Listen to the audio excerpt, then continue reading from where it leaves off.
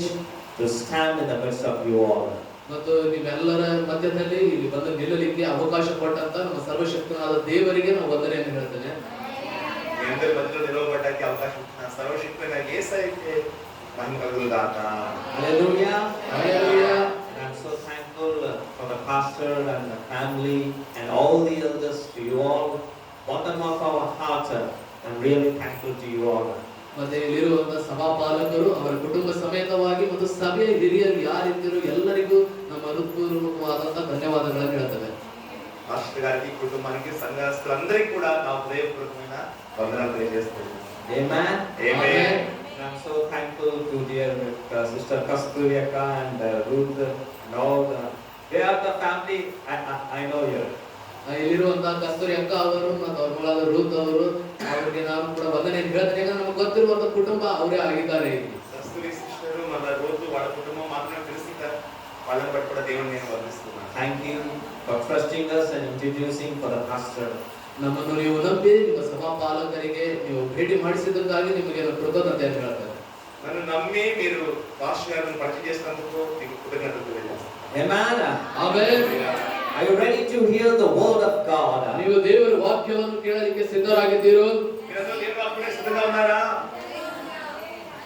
Hallelujah. Hallelujah.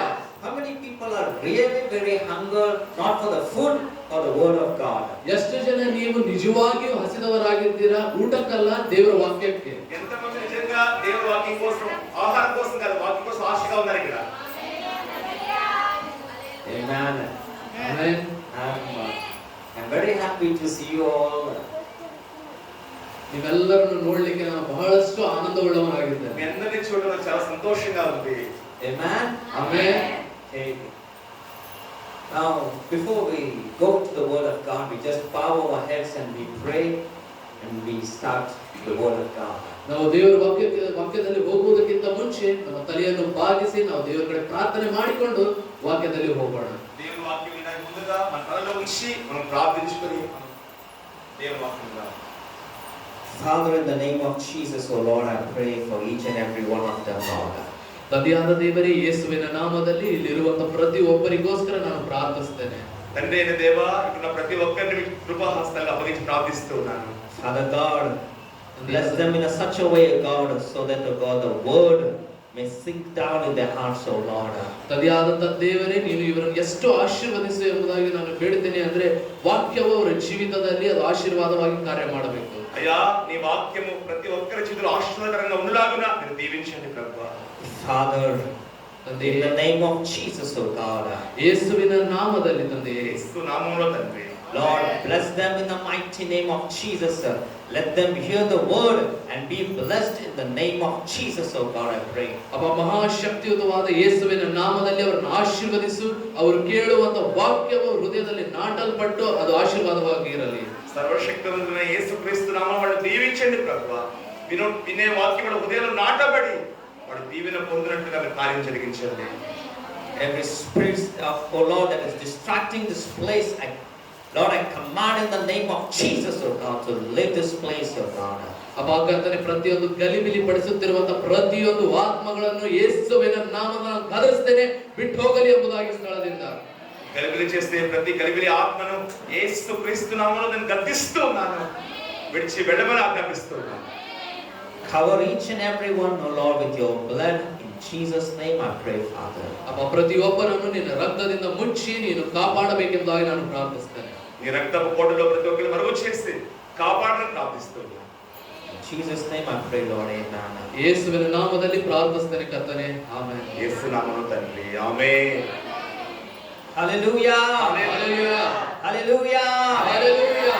Hallelujah. Hallelujah. Okay. I have 3 sessions, right? Today, afternoon, evening, and tomorrow.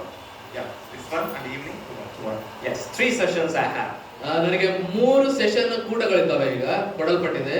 నాకు 3 sessions ఇవ్వబడ్డాయి. నాకు In this 3 session, ಈ 3 ಸೆಷನ್ಗಳಲ್ಲಿ ఈ 3 sessions లో కూడా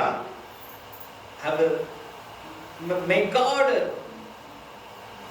put you in the mission in such a way so that all the juice that is in your flesh, that it be squeezed out. ನಿಮ್ಮನ್ನು ದೇವರು ಆತನ ವಾಕ್ಯದಲ್ಲಿ ಆತನ ನಿಮ್ಗೆ ಎಷ್ಟು ಹಾಕ್ಬೇಕಪ್ಪ ಅಂದ್ರೆ ಕಬ್ಬಿನ ಗಾಣದಲ್ಲಿ ಕಪ್ಪು ಹಾಕಿ ಹೇಗೆ ರಸ ತೆಗಿತಾರಲ್ಲ ಹಾಗೆ ನಿಮ್ಮ ಶರೀರದಿಂದ ಎಲ್ಲ ರಸ ತೆಗಿಬೇಕಾದನು. చెరుకు రసాన్ని ఎలాగైతే తీస్తారో దేవుడు ఈ 3 సెషన్స్ లో ఆ రసం అంతటిని దేవుడు తీస్తాడు. Amen. Amen. Hey, 1, 2, 3 sessions will be a blessed sessions for you all. ನಿಮ್ ಎಲ್ಲರಿಗೂ 1, 2, 3 ಈ 3 ಸೆಷನ್ಗಳು ಆಶೀರ್ವಾದವಾಗಿ ಇರುತ್ತವೆ. ఈ 3 సెషన్ లో మీకు గొప్ప దీవెనకరంగా ఉంటాయి. హల్లెలూయా. Hallelujah. Hallelujah. Hallelujah. Hallelujah. We'll go into the word of God. ನಾವು ದೇವರ ವಾಕ್ಯದಲ್ಲಿ ಹೋಗೋಣ. ನಾವು slowly I help you so that the things that is stopping you not to grow spiritually, may God help you and may God help you in such a way. ನೀವು ದೇವರ ಕಡೆಗೆ ಹೋಗಲಿಕ್ಕೆ ನಿಮಗೆ ಏನು ಅಡ್ಡಿ ಆಗಿದೆಯೋ ಅಂತ ಒಂದೊಂದು ವಿಷಯಗಳನ್ನು ನಿಮಗೆ ದೇವರು ಸಹಾಯ ಮಾಡಿಕೊಡ್ತಾನೆ. ನಾವು ಕೂಡ ಅದರಲ್ಲಿ ಒಂದು ಭಾಗವಾಗಿರ್ತೇವೆ. ఇంతవరకు దేవుడు ఎదగడానికి మీకు ఏది అడ్డుగా ఉన్నాయో నిదానంగా నేను సహాయం చేస్తుండగా పరిశుద్ధాత్మ మీకు మీరు ఎదగడానికి మీకు సహాయం చేస్తున్నారు. Hallelujah. హల్లెలూయా. First Kings 1ನೇ ಅರಸು మొదటి రాజులు 18th chapter 18ನೇ ವಚನ 18వ అధ్యాయము.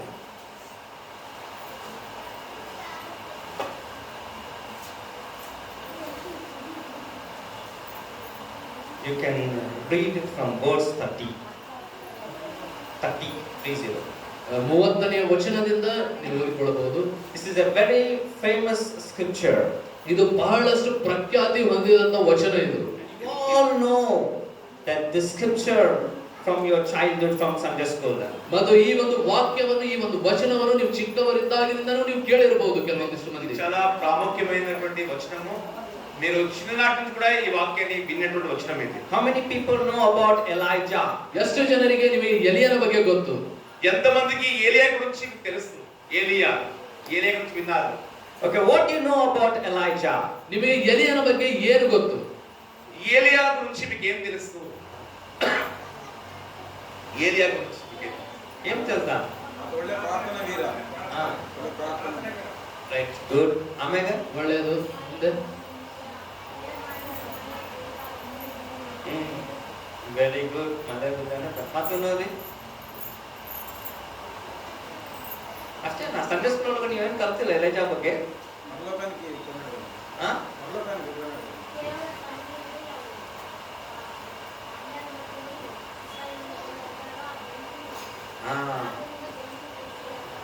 ಇದು ಫೇಮಸ್. ಎಲೈಜಾ ಬಗ್ಗೆ ಇದು ಫೇಮಸ್ ಇದೆ. ಎಲೈಜಾ ಪ್ರಾರ್ಥನೆ ಮಾಡಿದ್ರೆ ಬೆಂಕಿ ಬಂತು, ಹೌದಲ್ಲ? ಇದೆಲ್ಲರಿಗೂ ಗೊತ್ತೈತೆ. Hallelujah. Hallelujah. When Elijah prayed, ಯಾವಾಗ ಎಲಿಯನು ಪ್ರಾರ್ಥಿಸಿದನು a fire came from heaven. ಪರಲೋಕದಿಂದ ಬೆಂಕಿ ಇಳಿದು ಬಂತು. ఎలియా ప్రార్థించినప్పుడు పరలోకం నుంచి అగ్ని దిగి వచ్చింది. How many people know this story? ಎಷ್ಟು ಜನರಿಗೆ ಈ ಕಥೆ ನಿಮಗೆ ಗೊತ್ತಿದೆ? ఎంతమందికి కథ తెలుసు మీకు? తెలుసా? ಗೊತ್ತೈತಲ್ಲ? Okay. తెలుసా? And I have a question. ಮತ್ತು ನನ್ನ ಕಡೆ ಒಂದು ಪ್ರಶ್ನೆ ಇದೆ ಈಗ ನಿಮಗೆ. ఇంకో ప్రశ్న. Do you really believe when Elijah prayed the fire came from heaven? ನೀವು ನಿಜವಾಗಿಯೂ ನಂಬ್ತೀರಾ ಎಲಿಯ ಪ್ರಾರ್ಥನೆ ಮಾಡಿದಾಗ ಪರಲೋಕದಿಂದ ಬೆಂಕಿ ಬಂತಂತ ಹೇಳಿ? ఏలియా ప్రార్థించినప్పుడు పరలోకం నుంచి అగ్ని వచ్చిందని నిజంగా నమ్ముతున్నారా మీరు? అవును కదా? Okay, very good. But ಆದರೆ as all the prophets, the Baal prophets failed, ಯಾವ ರೀತಿಯಾಗಿ ಬಾಳನ ಪ್ರವಾದಿಗಳು ಅವರು ಸೋತು ಹೋದರು. from morning they were trying so that the fire may come from heaven. ಬೆಳಗ್ಗೆಯಿಂದ ಬಾಳನ ಪ್ರವಾದಿಗಳು ಪ್ರಯತ್ನ ಪಡ್ತಾನೆ ಇದ್ದಾರೆ, ಪ್ರಾರ್ಥಿಸ್ತಾ ಇದ್ದಾರೆ ಪರಲೋಕದಿಂದ ಬೆಂಕಿ ಬರಬೇಕಂತ ఆ ಹೇಳಿ. బయలుదేవత యొక్క ప్రభుత్వం ఎలాగైతే సోలిపోయారో మధ్యాహ్నం నుంచి ప్రయత్నిస్తున్నప్పుడు కూడా అగ్ని రాకుండా ఉన్నదో, In the same way, ಅದೇ ರೀತಿಯಾಗಿ the great prophet Elijah also failed. ಅದೇ ರೀತಿಯಾಗಿ ದೊಡ್ಡ ಪ್ರವಾದಿಯಾದ ಎಲಿಯನು ಕೂಡ ಸೋತು ಹೋದನು. అదే విధంగా ఎలియా కూడా సోలిపోయాడు ఒకనొక సందర్భంలో. అదే సందర్భంలో అదే సందర్భంలో సోలిపోయాడు. Elijah also failed. ఎలియా కూడా సోలిపోయాడు. And you may have a question now. What brother, what new doctrine or a teaching you are teaching us. ನೀವು ಕೇಳಬಹುದು, ಏನ್ ಸಹೋದರರೇ ಎಂತ ಒಂದು ಬೋಧನೆಯನ್ನು ನೀವು ನಮಗೆ ಬೋಧಿಸ್ತಾ ಇದ್ದೀರಿ ಅಂತ ಹೇಳಿ. మీరు అనుకోవచ్చు ఏం పాస్టర్ గారు అలాంటిది ఏం చెప్తున్నారు మీరు మాకు అర్థం కావట్లేదని.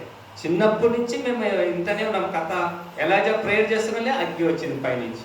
ನಾವು ಸಣ್ಣವರಿದ್ದಾಗಿಂದ ನಾವು ಕೇಳ್ತಾನೆ ಇದ್ದೀವಿ, ಪರಲೋಕದಿಂದ ಬೆಂಕಿ ಬಂತು ಎಲಿಯಾ ಪ್ರಾರ್ಥನೆ ಮಾಡಿದಾಗ ಅಂತ ಹೇಳಿ. No doubt when Elijah prayed, fire came, but Elijah also failed as this Baal prophets failed.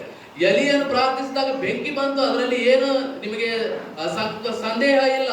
ಆದರೂ ಸಹಿತ ಬಾಳ ಪ್ರವಾದಿಗಳ ಹಾಗೆ ಎಲಿಯನು ಕೂಡ ಸೋತು ಹೋದನು. ఏలియా ప్రార్థించినప్పుడు అగ్ని వచ్చింది, అందులో ఏ అనుమానం లేదు. అయితే బైబిల్ ప్రవక్తలు ఓడిపోయినట్లుగా ఎలియా కూడా ఓడిపోయాడు. Why? That is the point. ಯಾಕೆ ಅನ್ನುವುದೇ ಅದೊಂದು ಪಾಯಿಂಟ್.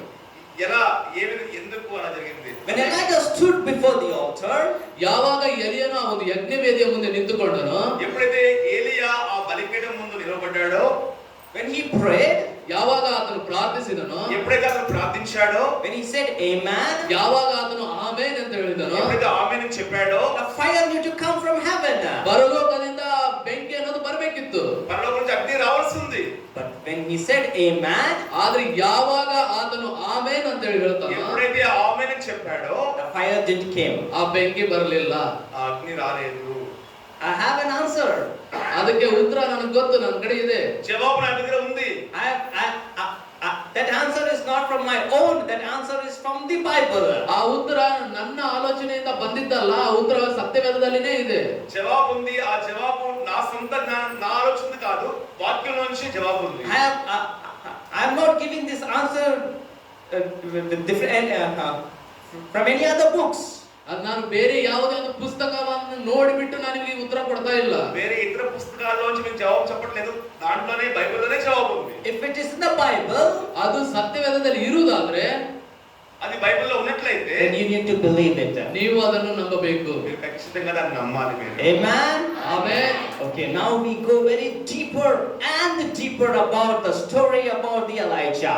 ಈಗ ನಾವು ಆ ಒಂದು ಎಲಿಯನ ಕಥೆಯನ್ನು ತಿಳಿದುಕೊಳ್ಳಲು ಆಳವಾಗಿ, ಮತ್ತಷ್ಟು ಆಳವಾಗಿ ನಾವು ಹೋಗೋಣ. ఇప్పుడు ఏలియా కథ తెలుసుకోవడం ఇంకా లోతుల్లోకి మనం వెళ్దాం. ఇప్పుడు ఫస్ట్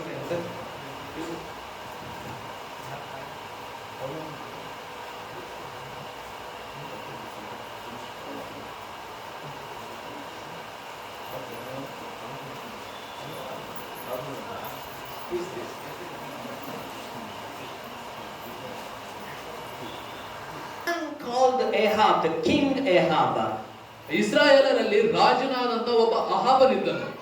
ఇశ్రాయేలు రాజైన ఆహాబు అనే ఒక రాజు ఉన్నాడు. Now you need to hear this very carefully, this message. Only then you will understand this ಈ ಒಂದು message. ವಾಕ್ಯವನ್ನು, ಸಂದೇಶವನ್ನು ನೀವು ಬಹಳಷ್ಟು ಗಮನ ಕೊಟ್ಟು ಕೇಳಬೇಕು, ಆಗ ಮಾತ್ರ ನಿಮಗೆ ತಿಳಿಯುತ್ತದೆ. మీరు చాలా జాగ్రత్తగా వింటేనే మీకు ఈ కథ అర్థమవుతుంది. How many people are sleeping? Shout hallelujah. ಎಷ್ಟು ಜನ ಮಲ್ಕೊಂಡಿದ್ದೀರಿ? ಹಾಲೆಲೂಯಾ ಅಂತ ಕಿರ್ಚಿರಿ. ఆయన ఏం చెప్పారో ఇంగ్లీష్ లో తెలుగులో చెప్పండి, అందులో హల్లెలూయా అనేది హల్లెలూయా అనేసారు. నిద్రపోతున్న వాళ్ళందరూ హల్లెలూయా చెప్పమన్నారు. Amma can sit here down. She wants chair. Amma can sit comfortably. మంచి ఏం కావాలా? If anybody wants to sit in chair, you can sit in chair because అన్ని చీరలు. ಹಿರಿಯರು ಯಾರಾದರೂ ನೀವು ಚೇರ್ ಮೇಲೆ ಕುಳಿತುಕೊಳ್ಬೇಕಾದ್ರೆ ಕುಳಿತುಕೊಳ್ಬಹುದು. అమ్మ మీరు కూడా చీర. అమ్మను ప్రబోధన ఇద్దరు చీర వెళ్ళారు. ರಾಜನಾದಂತ ಅಹಾಬನ್ ಎಂಬ ಒಬ್ಬ ವ್ಯಕ್ತಿ ಇದ್ದನು. ఆహాబు అనే ఒక రాజు అక్కడ ఉన్నాడు. and he's a very powerful king. ಮತ್ತು ಆತನು ಬಹಳಷ್ಟು ಶಕ್ತಿಯುತವಾದಂತ ರಾಜನಾಗಿದ್ದನು. ఆయన చాలా శక్తివంతమైన రాజు. ఆయన He used to fear only one person and his name is Elijah, prophet Elijah. ಆದ್ರೆ ಅಂತ ಶಕ್ತಿಯುತವಾದಂತ ವ್ಯಕ್ತಿ ಒಬ್ಬನೇ ಒಬ್ಬ ಮನುಷ್ಯನಿಗೆ ಭಯಪಡ್ತಾ ಇದ್ದನು, ಆತನ ಹೆಸರು ಪ್ರವಾದಿಯಾದ ಎಲಿಯನು. ఆ వ్యక్తి మనోహర్ దగ్గర అటువేయండి, లేడీస్ అటు వేయండి, వాళ్ళకి మనోహర్ అటువేయండి చేయరు. ఆయన ఆహాబు భయపడే ఒకే ఒక వ్యక్తి ఎవరంటే ఆయన ఏలియాకి మాత్రం భయపడేవాడు. Amen. Amen. The reason he used to fear Elijah because this man is to carry the word from God. ಆ ರಾಜ ಎದಕ್ಕೆ ಎಲಿಯನಿಗೆ ನೋಡಿ ಭಯಪಡ್ತಾ ಇದ್ದಾನಂದ್ರೆ, ಈ ಎಲಿಯ ಎಂಬ ವ್ಯಕ್ತಿ ಪರಲೋಕದಿಂದ ವಾಕ್ಯವನ್ನು ಹೊತ್ತುಕೊಂಡು ಹೋಗ್ತಾ ಇದ್ದನು.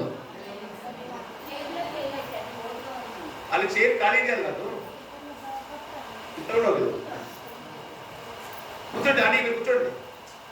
కవిత నీకు కుక్కమ్మా తోర్చుకొల్తారు. ఈ రోజుల్లో ప్రవక్తలుగా పిలువబడుతున్న వాళ్ళు పెద్ద పెద్ద వాళ్ళందరూ మంచి షూట్ కొట్టేసుకుని చాలా ఉన్నతంగా కనిపిస్తున్నారు ఈ రోజుల్లో. I am not against them. ನಾನು ಅವರಿಗೆ ವಿರೋಧವಾಗಿ ನಾನು ಮಾತನಾಡ್ತಾ ಇಲ್ಲ. నేను వాళ్ళకి వ్యతిరేకంగా మాట్లాడటం లేదు నేను. The true prophet is the one who carries the word from the heaven. He is the true prophet. ಆದರೆ ನಿಜವಾದ ಪ್ರವಾದಿ ಯಾರಂದ್ರೆ ಯಾರು ಪರಲೋಕದಿಂದ ವಾಕ್ಯವನ್ನು ತೆಗೆದುಕೊಂಡು ಬರ್ತಾರೋ ಅಂತವರೇ ನಿಜವಾದ ಪ್ರವಾದಿ. అయితే నిజమైన ప్రవక్త ఎవరంటే ఎవరైతే పరలోకం నుంచి దేవుని వాక్యం తీసుకొస్తారో వాళ్ళే నిజమైన ప్రవక్త. The true prophet looks very shabby. The true prophets look very shabby. ಆ ನಿಜವಾದಂತ ಪ್ರವಾದಿಯು ಯಾವಾಗಲೂ ಸ್ವಲ್ಪ ಸ್ವಚ್ಛತೆ ಇಲ್ಲದೆ ಇರುವ ಹಾಗೆ ಕಾಣಲ್ಪಡ್ತಾರೆ. నిజమైన ప్రవక్త చూడడానికి అంత స్వచ్ఛంగా ఉన్నట్టు కనిపించడు. They are not self conscious for the flesh. ಅವರು ಶರೀರದ ಆಶಯಕ್ಕೆ ತಕ್ಕ ಹಾಗೆ ಅವರು ರೂಪಾಂತರ ಮಾಡಿಕೊಳ್ಳಲು ಆ ರೀತಿಯಾಗಿ ಅವರು ಬಯಸುವುದಿಲ್ಲ. ಅವರು వాళ్ళ బాహ్య రూపం గురించి అంతగా వాళ్ళు పట్టించుకోరు. వాళ్ళు outside, the Elijah also looked like a true prophet. ಹೊರಗಡೆಯಿಂದ ಎಲಿಯನು ಕೂಡ ಅದು ನಿಜವಾದ ಪ್ರವಾದಿಯ ಹಾಗೇನೆ ಕಂಡನು. ఏలియా కూడా నిజమైన ప్రవక్తలాగానే కనిపించాడు. The characters what all the prophet needs absolutely was in the character of Elijah in the sight of God. ದೇವರ ದೃಷ್ಟಿಯಲ್ಲಿ ದೇವರು ಹೊರಗಿಂದ ಎಲಿಯನನ್ನು ನೋಡಿದಾಗ ಪ್ರವಾದಿಗೆ ಬೇಕಾದಂತ ಪ್ರತಿಯೊಂದು ಗುಣಲಕ್ಷಣ ಎಲಿಯನೊಳಗೆ ಇತ್ತು. దేవుడు ఎలియాను చూసినప్పుడు ఒక నిజమైన ప్రవక్తను చూసిన ప్రతి గుణలక్షణం కూడా ఎలియాలో దేవుడు చూశాడు. Everything was very perfect in the sight of God. ದೇವರ ದೃಷ್ಟಿಯಲ್ಲಿ ಎಲಿಯನು ಬಹಳಷ್ಟು ಸಂಪೂರ್ಣವಾಗಿ ಸರಿಯಾಗಿ ಇದ್ದನು. దేవుడి దృష్టిలో ఏలియా అన్ని విషయాల్లో క్రమంగా దేవుడు అంగీకారంగా ఉన్నాడు. There was hidden, very hidden. Sin was hidden in his heart. ಆದರೆ ಎಲಿಯನಲ್ಲಿ ಬಹಳಷ್ಟು ಮುಚ್ಚಲ್ಪಟ್ಟು ಒಳಗಡೆ ಬಹಳಷ್ಟು ಮುಚ್ಚಲ್ಪಟ್ಟು ಒಂದು ಸಣ್ಣ ಪಾಪ ಇತ್ತು. అయితే ఏలియాలో దాయబడిన చాలా చిన్న పాపం, రహస్యమైన పాపం ఏలియాలో ఉంది. God suddenly find that prophet in sin in the prophet Elijah. ಆದರೆ ಅಕಸ್ಮಾತ್ತಾಗಿ ದೇವರು ಆ ಪ್ರವಾದಿಯಾದಂತ ಎಲಿಯನಲ್ಲಿ ಇದ್ದಂತಹ ಪಾಪವನ್ನು ಕಂಡುಕೊಂಡನು. ఉన్న పడంగా దేవుడు ఆ ఏలియాలో పాపాన్ని ఒకసారి దేవుడు చూశాడు. And this sin is captured many believers in the church. ಮತ್ತು ಈ ಒಂದು ಆ ಎಲಿಯನಲ್ಲಿ ಇದ್ದಂತ ಈ ಪಾಪ ಏನಿದೆ ಬಹಳಷ್ಟು ಕ್ರಿಸ್ತಿಯ ವಿಶ್ವಾಸಿಗಳನ್ನು ಅದು ಬಂಧನದಲ್ಲಿ ಇಟ್ಟುಕೊಂಡು ಬಿಟ್ಟಿದೆ. ఈ రోజు సంఘంలో కూడా చాలా మంది విశ్వాసుల్లో ఈ పాపం అనేక విశ్వాసులు బంధకాల్లో వచ్చేసింది ఈ పాపం. He looks very good from outside. ಅವರು ಹೊರಗಡೆಯಿಂದ ನೋಡುವಾಗ ಬಹಳಷ್ಟು ಒಳ್ಳೆಯರಾಗಿ ಕಾಣ್ತಾರೆ. బయట చూడడానికి చాలా అందంగా చక్కగా ఉన్నారు. In the sight of pastor, in the sight of God, in the sight of believers, they act in such a way, oh, they are so much spiritual. ದೇವರ ದೃಷ್ಟಿಯಲ್ಲಿ, ಸಭಾಪಾಲಕರ ದೃಷ್ಟಿಯಲ್ಲಿ, ಜನರ ದೃಷ್ಟಿಯಲ್ಲಿ, ವಿಶ್ವಾಸಿಗಳ ದೃಷ್ಟಿಯಲ್ಲಿ ನಾವು ಒಳ್ಳೆಯವರು ಎಂದು ತೋರಿಸಿಕೊಳ್ಳುವುದು ಎಲ್ಲ ನಾಟಕವನ್ನು ಅವರು ಮಾಡ್ತಾರೆ. విశ్వాసుల ముందు, పాస్టర్ ముందు, దేవుని ముందు, లోకం ముందు మంచి వాళ్ళని చూపించడానికి చేయాల్సిన అన్ని ప్రయత్నాలు చేస్తున్నారు వాళ్ళు. But something they know and they lack. When they kneel down and pray, God is not answering to their prayers. ಆದರೆ ಏನೋ ಒಂದು ಸಾರಿ ನಾವು ನೋಡ್ತೇವೆ, ಅವರು ಮೊಣಕಾಲೂರಿ ಅವರು ಪ್ರಾರ್ಥಿಸಿದಾಗ ದೇವರು ಅವರಿಗೆ ಉತ್ತರ ಕೊಡದೇ ಇರುವುದನ್ನು ಅವರು ಕಂಡುಕೊಳ್ತಾರೆ. అయితే వాళ్ళు మోకరించి ప్రార్థిస్తున్నప్పుడు మాత్రం వాళ్ళకి జవాబు రావడం లేదు. How many people are into that situation? ಎಷ್ಟು ಜನ ನೀವು ಅಂತ ಪರಿಸ್ಥಿತಿಯಲ್ಲಿ ಇದ್ದೀರಾ? అటువంటి పరిస్థితుల్లో ఎంతమంది ఉన్నారు ఇక్కడ? ಯಾರು ಇಲ್ಲ. Very good. అందరి ముందు బాగున్నారు కానీ ప్రార్థిస్తే జవాబు రావట్లేదు. ఎంతమంది ఉన్నారు? దేవుడా నాకు మా ఇంట్లో రేషన్ లేదు, రేషన్ కావాలా, దేవుడా గుడ్డలు బట్టలు అవన్నీ ఏం లేదు, మీరు అడగకుండా దేవుడు ఇస్తాడు మీకు. ದೇವರೇ ನನಗೆ ರೇಷನ್ ಬೇಕು, ದೇವರೇ ನನಗೆ ಬಟ್ಟೆ ಬೇಕು ಅಂತ ಕೇಳೋದಲ್ಲ, ಅದನ್ನು ನೀವು ಕೇಳಿದೆ ಅಂದ್ರೂ ದೇವರು ಬಟ್ಟೆ ಕೊಡ್ತಾನೆ. మీరు ప్రేయర్ చేస్తే హెవెన్ క్లోజ్ కావాలి, అలాంటి ప్రేయర్ ఉండాలి, అది ఆన్సర్ ನೀವು ప్రేయర్. ಪ್ರಾರ್ಥನೆ ಮಾಡಿದ್ರೆ ಪರಲೋಕನೇ ಮುಚ್ಚಿಬಿಡ್ಬೇಕು ಅಥವಾ ಪರಲೋಕ ತೆರೆಯಲ್ಪಡಬೇಕು ಅಂತ ಪ್ರಾರ್ಥನೆ ಇರಬೇಕು ನಿಮ್ಮದು.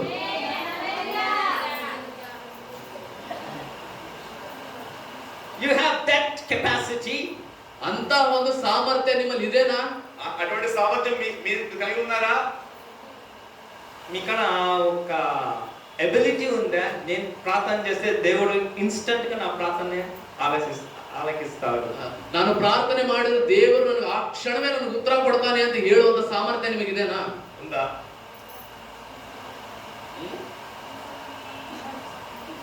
If you are into that situation, ನೀವು ಅಂತ ಪರಿಸ್ಥಿತಿಯಲ್ಲಿ ನೀವು ಇರುವುದಾದ್ರೆ today the Holy Spirit is helping you.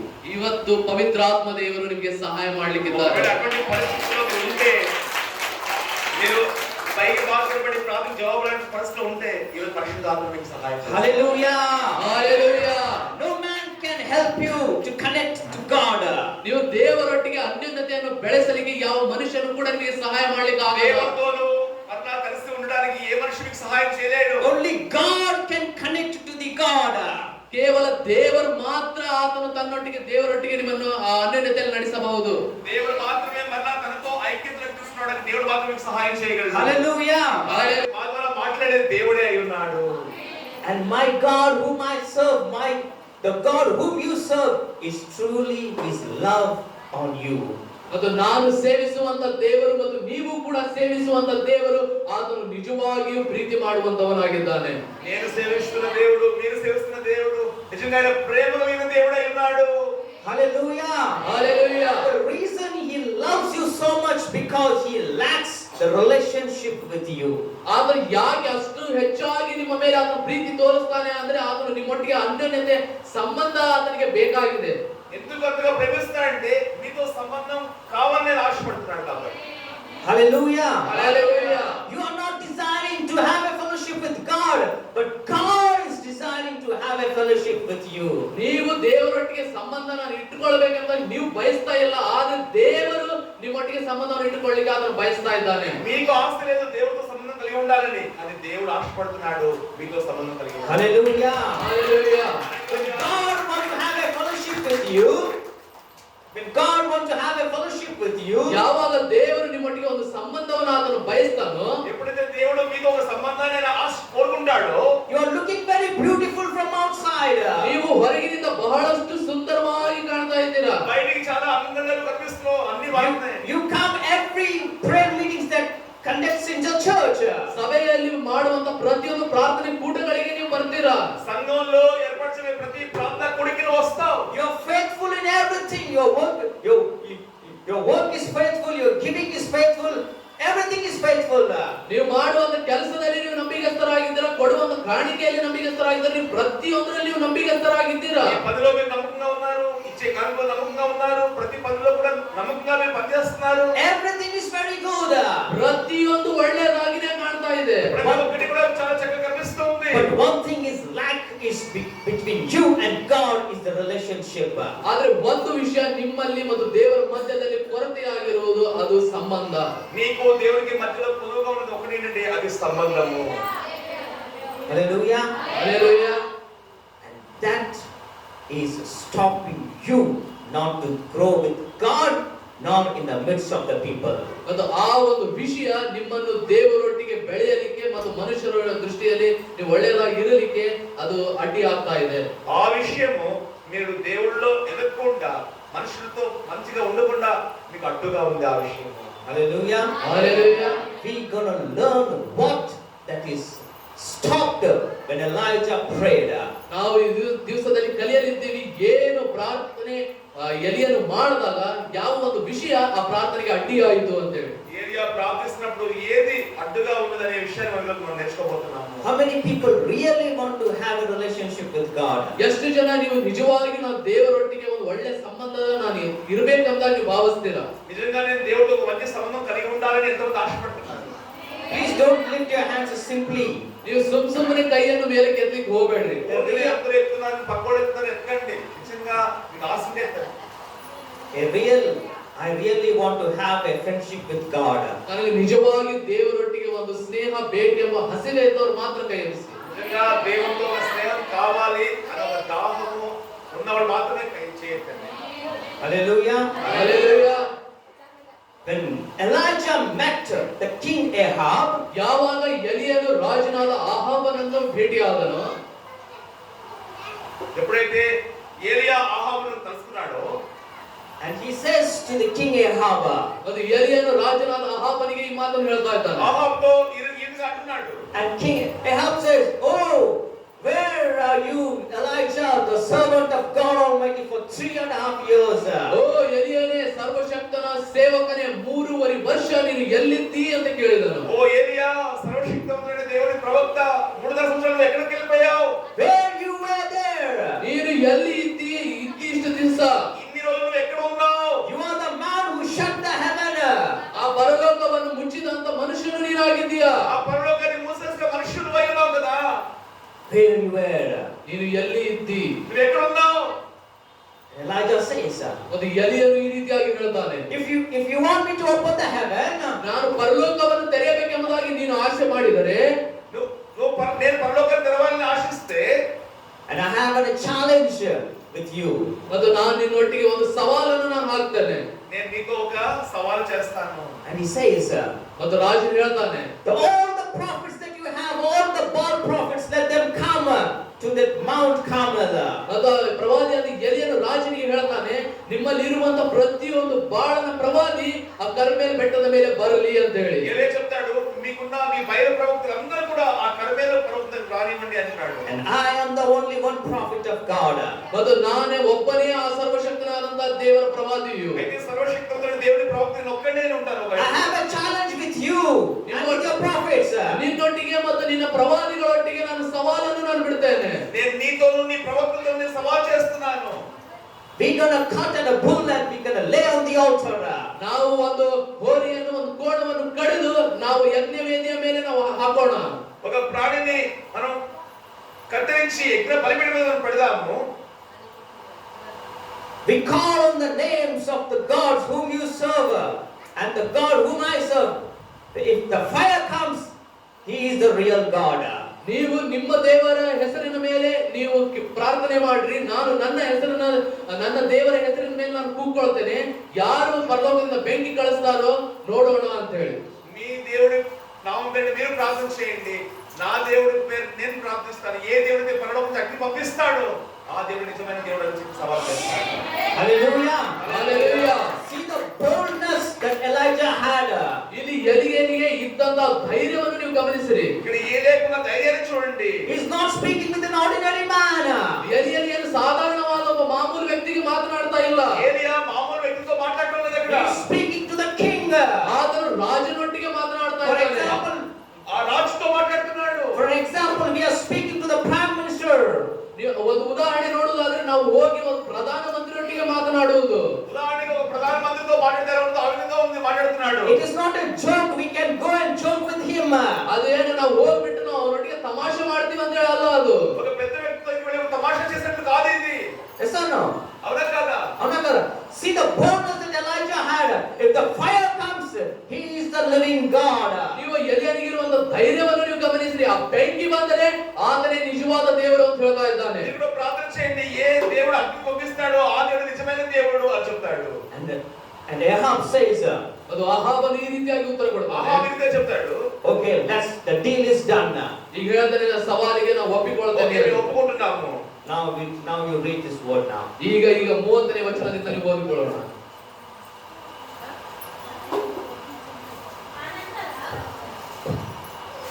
ಹಾ,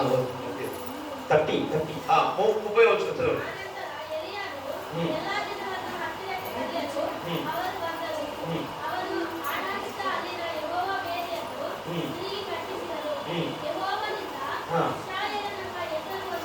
Amen.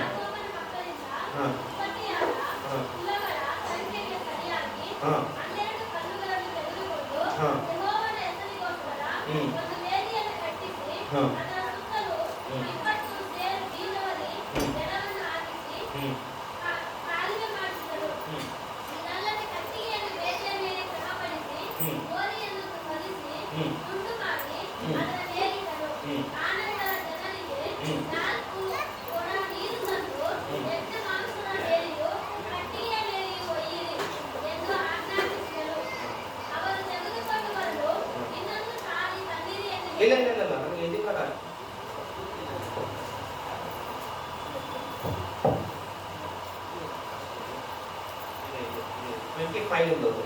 25ನೇ ವಚನದಿಂದ ನಾವು ಸಾರಿ ಹಾ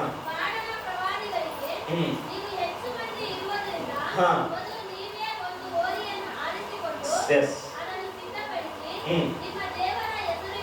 ಹಾ ಸಾಕ್ರಿ సాక్ తెలుగులో. అప్పుడు ఏలియా బయలు ప్రవక్తలను పిలిచి, మీరు అనేకులై ఉన్నారు కనుక మీరే మొదట ఒక ఎద్దును కోరుకొని సిద్ధము చేసి మీ దేవత పేరును బట్టి ప్రార్థన చేయుడి. Okay. అయితే మీరు అగ్ని ఏమీ క్రింద వేయవద్దని చెప్పగా. Okay.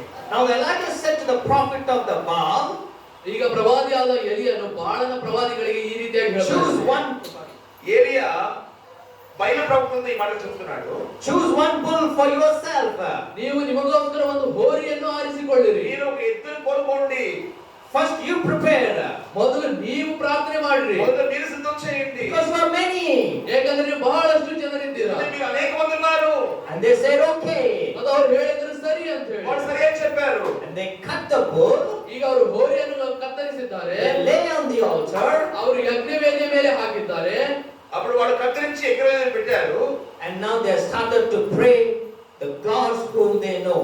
ಮತ್ತು ಈಗ ಅವರಿಗೆ ಗೊತ್ತಿರುವಂತ ದೇವರುಗಳ ಹೆಸರ ಮೇಲೆ ಪ್ರಾರ್ಥಿಸಲು ಅವರಿಗೆ ಪ್ರಾರಂಭಿಸಿದ್ದಾರೆ. అప్పుడు వాళ్ళ దేవుడికి వాళ్ళు ప్రార్థన చేయడం ప్రారంభించారు. 27 you will read, sister. 27ನೇ ವಚನ ಓದಿರಿ ಸಹೋದರ. Hmm. Hmm. Hmm. ಹಾ. ಹಾ. ಹಾ. ಹಾ. ಸಾಕು. ಹಾ. మధ్యాహ్నము కాగా Hmm. ఏలియా Hmm. వాడు దేవుడై ఉన్నాడు, పెద్ద కేకలు వేయుడి. హా. ఒకవేళ ధ్యానం చేస్తున్నాడేమో. ಹಾ. See, this challenge began on the morning. ಈಗ ಈ ಒಂದು ಸವಾಲು ಅದು ಬೆಳಗಿನ ಜಾವದಲ್ಲಿ ಪ್ರಾರಂಭವಾಗಿದೆ. ఈ యొక్క పోటీ ఉదయం ప్రారంభమైంది. From morning they are calling on the names of their gods till afternoon. ಅವರು ಬೆಳಗಿನಿಂದ ಮಧ್ಯಾಹ್ನದವರೆಗೂ ತಮ್ಮ ದೇವರ ಹೆಸರಿನ ಮೇಲೆ ಕೂಗಿಕೊಳ್ತಾ ಇದ್ದಾರೆ. ఉదయం ప్రారంభించబడి మధ్యాహ్నం వరకు కూడా వాళ్ళ దేవుని పేరు పెట్టి పిలుస్తూనే ఉన్నారు. There is no answer from heaven. ಪರಲೋಕದಿಂದ ಯಾವುದೇ ಒಂದು ಉತ್ತರ ಇಲ್ಲ. పరలోకం నుంచి ఏ జవాబు రాలేదు. And the prophet Elijah is mocking the Baal prophets. ಈಗ ಪ್ರವಾದಿಯಾದ ಎಲಿಯನು ಬಾಳದ ಪ್ರವಾದಿಗಳ ಮೇಲೆ ಹಾಸ್ಯ ಮಾಡ್ತಾ ಇದ್ದಾನೆ. ఇప్పుడు ఏలియా ప్రవక్త బయలు ప్రవక్తల మీద పరిహాసం చేస్తూ And ఉన్నాడు. he says, cry loud. Somehow your God is went somewhere else. ಮತ್ತು ಎಲಿಯನು ಆ ಬಾಳದ ಪ್ರವಾದಿಗಳಿಗೆ ಹೇಳ್ತಾ ಇದ್ದಾನೆ, ಜೋರಾಗಿ ನೀವು ಕೂಗಿಕೊಳ್ಳಿರಿ, ನಿನ್ನ ದೇವರು ಎಲ್ಲಾದ್ರೂ ಹೋಗಿರಬಹುದು. అప్పుడు ఏలియా అన్నాడు, మీ దేవుడు ఇంకా పెద్దగా కేకలు వేయండి, ఒకవేళ మీ దేవుడు అక్కడికి వెళ్ళేదేమో అని. He went for the journey, I think so. ಆದ್ರೆ ಯಾವುದಾದ್ರೂ ಒಂದು ಪ್ರಯಾಣದಲ್ಲಿ ಇರಬಹುದು ಅಂತ ಹೇಳ್ತಾರೆ. దూరాన ప్రయాణం చేస్తున్నాడేమో, Or he is sleeping. ಅಥವಾ ಆತ ನಿದ್ರೆ ಮಾಡುತ್ತಾನೆ. ఒకవేళ నిద్రపోతున్నాడేమో. You need to wake up loud and loud, cry loudly so that your God may hear. ನೀವು ಜೋರಾಗಿ ಇನ್ನೂ ಹೆಚ್ಚಿಗೆ ಜೋರಾಗಿ ನೀವು ಕೂಗಿಕೊಳ್ಳಿರಿ, ನಿನ್ನ ದೇವರು ನಿಂದೆಯಿಂದ ಎಚ್ಚೆತ್ತಳಿ ಅಂತ ಹೇಳಿ. ఇంకా గట్టిగా కేకలు వేయండి, ఒకవేళ మీ దేవుడు లెగుస్తాడేమో అని పరిహాసం చేస్తున్నాడు. These people are frustrated. ಈಗ ಇಲ್ಲಿರುವಂತ ಜನರು ಬಹಳಷ್ಟು ಅವ್ರು ಬೇಸರಗೊಂಡರು. ఇక్కడ ప్రజలు చాలా వాళ్ళు విసిగిపోయారు. They're so much frustrated. They started to kill themselves. They started to cut their bodies.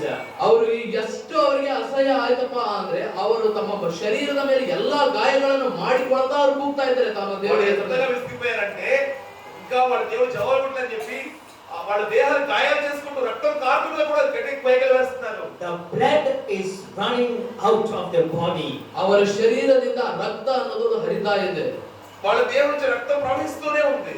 But no answer from heaven. ಆದ್ರೆ ಪರಲೋಕದಿಂದ ಯಾವುದೇ ಉತ್ತರ ಇಲ್ಲ. పరలోకం నుంచి ఏ జవాబు రాలేదు. Sometimes we also pray and pray and pray, but no answer from heaven. ಅದೇ ರೀತಿಯಾಗಿ ನಾವು ಕೂಡ ಬಹಳಷ್ಟು ಸಾರಿ ಪ್ರಾರ್ಥನೆ ಮಾಡ್ತಾನೆ ಇರ್ತೇವೆ, ಆದ್ರೆ ಪರಲೋಕದಿಂದ ಉತ್ತರ ಸಿಗೋದೇನೇ ಇಲ್ಲ. కొన్నిసార్లు మనం కూడా ప్రార్థిస్తుంటాం. పరలోకం నుంచి జవాబు రాదు కొన్నిసార్లు. ಹೌದಿಲ್ವೇ? అవునా కాదా? We also be like this Baal prophets.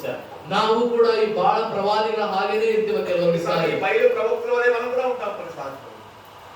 Sometimes we keep on praying, God will not answer. ಕೆಲವೊಂದು ಸಾರಿ ನಾವು ಪ್ರಾರ್ಥನೆ ಮಾಡ್ತಾನೆ ಇರ್ತೇವೆ, ದೇವರು ಉತ್ತರನೇ ಕೊಡುವುದಿಲ್ಲ. కొన్నిసార్లు మనం ప్రార్థిస్తూనే ఉంటాము, దేవుడు జవాబు ఇవ్వడు కొన్నిసార్లు. You know why? ನಿಮಗೆ ಗೊತ್ತಾ ಯಾಕೆ ಅಂತ ಹೇಳಿ?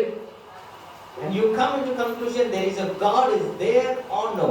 ಮತ್ತೆ ಕೆಲವೊಂದು ಸಾರಿ ಇಂತ ಪ್ರಶ್ನೆ ಬರ್ತಿರಪ್ಪ ಅಂದ್ರೆ ದೇವರು ನಿಜವಾಗಿ ಅದಾನೋ ಅಥವಾ ಇಲ್ಲವೋ ಅಂತ. కొన్నిసార్లు మనం ప్రార్థన చేసి అసలు దేవుడు ఉన్నాడా లేదా అనే ఆలోచన వస్తుంది. You also think God went for some journey or he is sleeping. ಅದು ನೀವು ಕೂಡ ಕೆಲವೊಂದು ಸಾರಿ ಅನ್ಕೊಂಡ್ರೆ ದೇವರು ಎಲ್ಲಾದ್ರೂ ಹೋಗಿದ್ದಾನೋ ಅಥವಾ ಅದು ನಿದ್ದೆ ಮಾಡ್ತಾ ಇದ್ದಾನೋ ಅಂತ ಹೇಳಿ. ఒక్కొక్కసారి ఏమన్నా దేవుడు పడుకున్నాడా, నిద్రపోతాడా, ప్రయాణం చేస్తాడా? You will be praying and you're praying and praying. God, you see all the situation, nothing is changing, everything is same and getting worse day by day. ನೀವು ಪ್ರಾರ್ಥನೆ ಮಾಡ್ತಾನೆ ಇರ್ತೀರಾ, ತಿರುಗಿ ನಿಮ್ಮ ಪರಿಸ್ಥಿತಿಗಳನ್ನು ನೀವು ಗಮನಿಸ್ತಾ ಇರ್ತೀರಾ, ಏನು ಕೂಡ ಬದಲಾಗುವುದೇನೇ ಇಲ್ಲ. నువ్వు ప్రార్థన చేస్తూ ఉంటావు నీ పరిస్థితుల్లో ఏమాత్రం మార్పు ఉండదు, ఇంకా రోజు రోజుకి ఇంకా దిగజారిపోతూ ఉంటావు. ಆ ಪರಿಸ್ಥಿತಿ ఉంటే మీకు ఒక క్వశ్చన్ వస్తుంది. ಅಂತ ಪರಿಸ್ಥಿತಿ ಇದ್ದರೆ ನಿಮಗೆ ಒಂದು ಪ್ರಶ್ನೆ ಬರುತ್ತೆ, అవునా కదా? ಹೌದಿಲ್ಲ ರೀ? మనం ఏమనుకుంటామంటే మనం ప్రార్థన చేస్తున్నా దేవుడు మనకి జవాబు ఇస్తాడు, కానీ సరిగ్గా ప్రార్థన చేస్తున్నామా అది ఇంపార్టెంట్. ನಾವು ಪ್ರಾರ್ಥನೆ ಮಾಡಿದ ಕೂಡ ನಮಗೆ ದೇವರು ಆಗಿಂದ ಆಗ ನಮ್ಗೆ ಉತ್ತರ ಕೊಟ್ಟು ಬಿಡಬೇಕು ಅಂತ ನಾವು ಬಯಸ್ತೇವೆ. ದೇವರು ಕೊಡ್ತಾನೆ, ಆದ್ರೆ ಸರಿಯಾದ ಪ್ರಾರ್ಥನೆ ಮಾಡಬೇಕು. Many people are failed in this. ಬಹಳಷ್ಟು ಜನರು ಈ ವಿಷಯದಲ್ಲಿ ಅವರು ಸೋತು ಹೋಗ್ಬಿಟ್ಟಿದ್ದಾರೆ. The same person, the great prophet Elijah also failed in this. ಅದೇ ರೀತಿಯಾಗಿ ದೊಡ್ಡ ಪ್ರವಾದಿಯಾದಂತ ದೇವ ಸೇವಕನಾದ ಎಲಿಯನು ಕೂಡ ಸೋತು ಹೋಗ್ಬಿಟ್ಟಿದ್ದಾನೆ. ಅನೇಕರು ಈ ಕಡೆ ಇದೇ ವಿಷಯ ಓಡ್ಬೋತಾ ಉಂಟಾರು, పెద్ద ప్రవక్తని ఏలియా కూడా ఓడిపోయాడు. I'm just cutting down my message here. ನನ್ನ ವಾಕ್ಯವನ್ನು ನಾನು ಬಹಳಷ್ಟು ಕಡಿಮೆ ಮಾಡಿ ನಿಮಗೆ ಹೇಳ್ತಾ ಇದ್ದೇನೆ ನಾನೀಗ. Because కొద్దిగా చెప్తున్నాను వాక్యాన్ని, సమయం లేదు కాబట్టి. Because I need that very important point to go into your heart. ಯಾಕಂದ್ರೆ ಅದು ಬಹಳಷ್ಟು ವಿಶೇಷವಾದಂತ ಒಂದು ಮಾತು, ಅದು ಪಾಯಿಂಟ್ ಏನಿದೆ ಅದು ನಿಮ್ಮ ಹೃದಯದೊಳಗೆ ಅದು ಹೋಗಬೇಕು. చాలా ప్రాముఖ్యమైనది ఈ లోపల పడాలి కాబట్టి చాలా విధానాన్ని తగ్గించి మీకు చెప్తున్నాను. Elijah says, ಮತ್ತು ಎಲಿಯನು ಹೇಳ್ತಾನೆ, now you have failed. ಈಗ ನೀವೆಲ್ಲ ಸೋತು ಹೋಗ್ಬಿಟ್ಟಿದ್ದೀರಾ. Now your turn is over. ಈಗ ನಿಮ್ಮ ಸಮಯ ಮುಗಿತು. ఇప్పుడు మీరు ఓడిపోయారు, మీ సమయం అయిపోయింది. Now my turn. ಈಗ ನನ್ನ ಸಮಯ. ఇప్పుడు నా సమయము. When Elijah turn came, ఎప్పుడైతే ಯಾವಾಗ ಎಲಿಯನ ಸಮಯ ಬಂತು, ఎలియా సమయం ఎప్పుడైతే వచ్చిందో, first thing what Elijah did is very important. ಮೊದಲನೇ ಸಂಗತಿ ಎಲಿಯನು ಮಾಡಿದ್ದು ಏನನ್ನೋದು ಬಹಳಷ್ಟು ಮುಖ್ಯ. మొదటిగా ఎలియా ఏం చేశాడో అనేది చాలా ప్రాముఖ్యం ఇక్కడ. Now you read verse 30. ಈಗ ನೀವು 35 ವಚನವನ್ನು ఇప్పుడు 30వ వచనం చదవండి. The first thing Elijah said, ಮೊದಲನೇ ಮಾತು ಎಲಿಯ ಹೇಳಿದ್ದು, మొదటి మాట ఎలియా చెప్పింది ఏంటంటే, come everyone near me. ಪ್ರತಿಯೊಬ್ಬರು ನನ್ನ ಕಡೆಗೆ ಬನ್ರಿ ಅಂತ ಹೇಳಿದ್ರು. ఎలియా నా దగ్గరకు రండి అని చెప్పాడు మొదటి మాట. The same God is calling everyone near him. ಅದೇ ದೇವರು ನಿಮ್ಮನ್ನು ಕೂಡ ನನಗೆ ಬಳಿಗೆ ಬನ್ರಿ ಅಂತ ಕರೀತಾ ಇದ್ದಾನೆ. అదే దేవుడు చెప్తున్నాడు అందరికీ కూడా నా దగ్గరకు రండి అని పిలుస్తూ ఉన్నాడు. Okay, now second. Okay. తర్వాత చదవండి.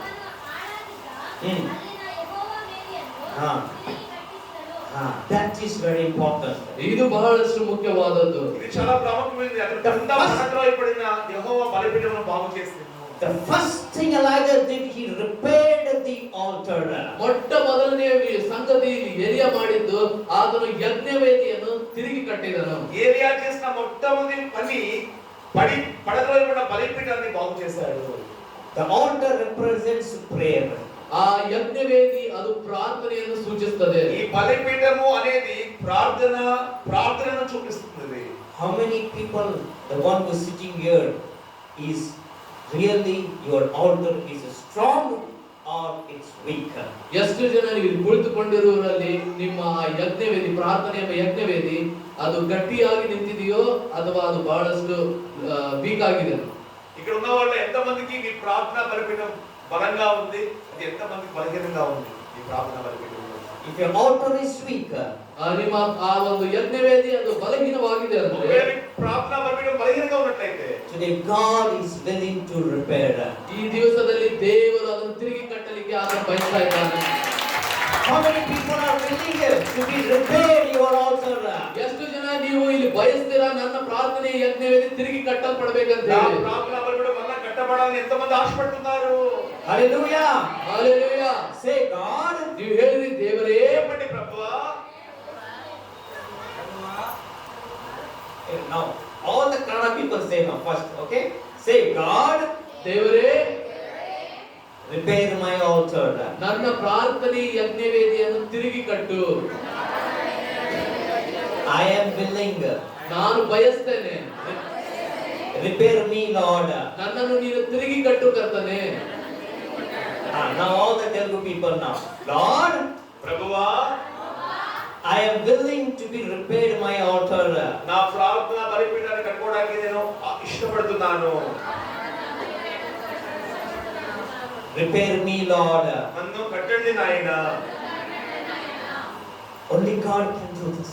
ದೇವರು ಮಾತ್ರ ಅದನ್ನು ಮಾಡಲಿಕ್ಕೆ ಸಾಧ್ಯ. కేవలం దేవుడు మాత్రమే దాన్ని చేయగలడు. And that is the reason I said Jesus loves you very, very much. ಆ ಒಂದು ಕಾರಣಕ್ಕಾಗಿನೇ ನಾನು ನಿಮಗೆ ಪ್ರಾರಂಭದಲ್ಲಿ ಹೇಳಿದೆ, ಯೇಸು ನಿಮ್ಮನ್ನು ಬಹಳಷ್ಟು ಪ್ರೀತಿ ಮಾಡ್ತಾನೆ ಅಂತ ಹೇಳಿ. అందుచేత నేను మొదలే చెప్పాను, యేసయ్య మిమ్మల్ని చాలా చాలా ఎక్కువగా He ప్రేమిస్తాడు. wants to repair your altars.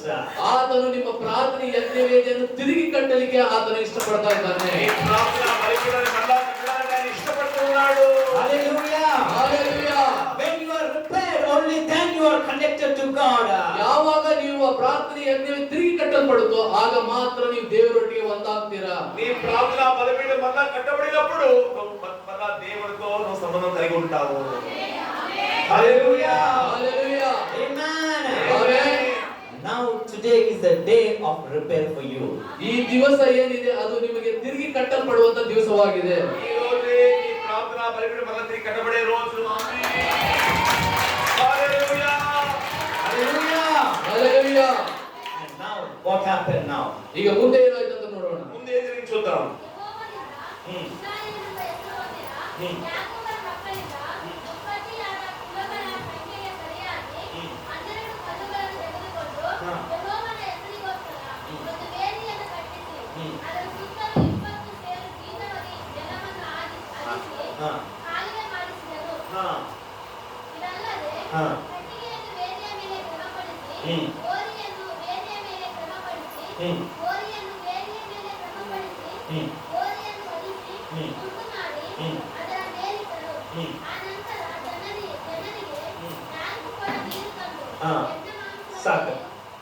See the dare that Elijah had here.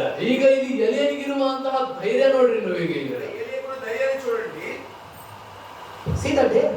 ಆ ಧೈರ್ಯವನ್ನು ಗಮನಿಸಿರಿ ನೀವು. ధైర్యాన్ని చూడండి. ఎలీయా కూడా ధైర్యము. If you want to burn something, what you will use?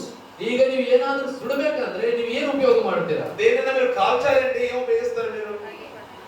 ಕಟ್ಟಿಗೆ ಐತಿ ಅದ್ರ ಮ್ಯಾಗ ಬೆಂಕಿ ಹಚ್ಚಬೇಕಂದ್ರೆ ಏನು ಈ ಕಟ್ಟಿಗೆ ಮೇಲೆ ಬೆಂಕಿ ಹಚ್ಚಬೇಕಂದ್ರೆ ಏನು ಮಾಡ್ತೀರಿ? ನೀವು ಕರ್ರಗೆ ನಿಪ್ಪಟ್ಟಿದ್ರೆ ಏನ್ చేస్తారు? ಕಡ್ಡಿ ಪಟ್ಟಲ್ಲ ಸುಮ್ಮನೆ కిరోసిన్ పోస్తారు. Kerosene or petrol or diesel. Petrol diesel పోస్తారు బాగా మండాలని. అవునా కదా? ఇప్పుడు కిరోసిన్ ఇప్పుడు నేను ఇక్కడ కట్టెలు పెట్టి నేను ఇప్పుడు ఏమైనా ప్రిపేర్ చేయాలని నేను నీళ్ళు పోస్తే నన్ను చూసి మీరు ఏమంటారు? ಈಗ ಇಲ್ಲಿ ನಾನು ಕಟ್ಟಿಗೆಯನ್ನು ಇಟ್ಟು ನಾನು ಅದರ ಮೇಲೆ ಏನಾದರೂ ನಾನು ಸಿದ್ಧ ಮಾಡ್ಬೇಕಂತ ಬಯಸುವಾಗ ನೀರು ಹಾಕಿದ್ರೆ ನೀವು ಏನಂತೀರ? ನೀವು ನನಗ ಕಿಚ್ಚೋರ ಆ ಹುಚ್ಚ ಅಂತ ಕರೀತೀರಾ? ಹೌದಲ್ಲ? ಎಲ್ಲ ಹಂಗಂತೀವಿ ನಾವು. ಯಾರು ಮಾಡಿದ್ರು ನಾವು ನಾನದನ್ನ ಹಂಗಂತ ಕರಿತೀನಿ.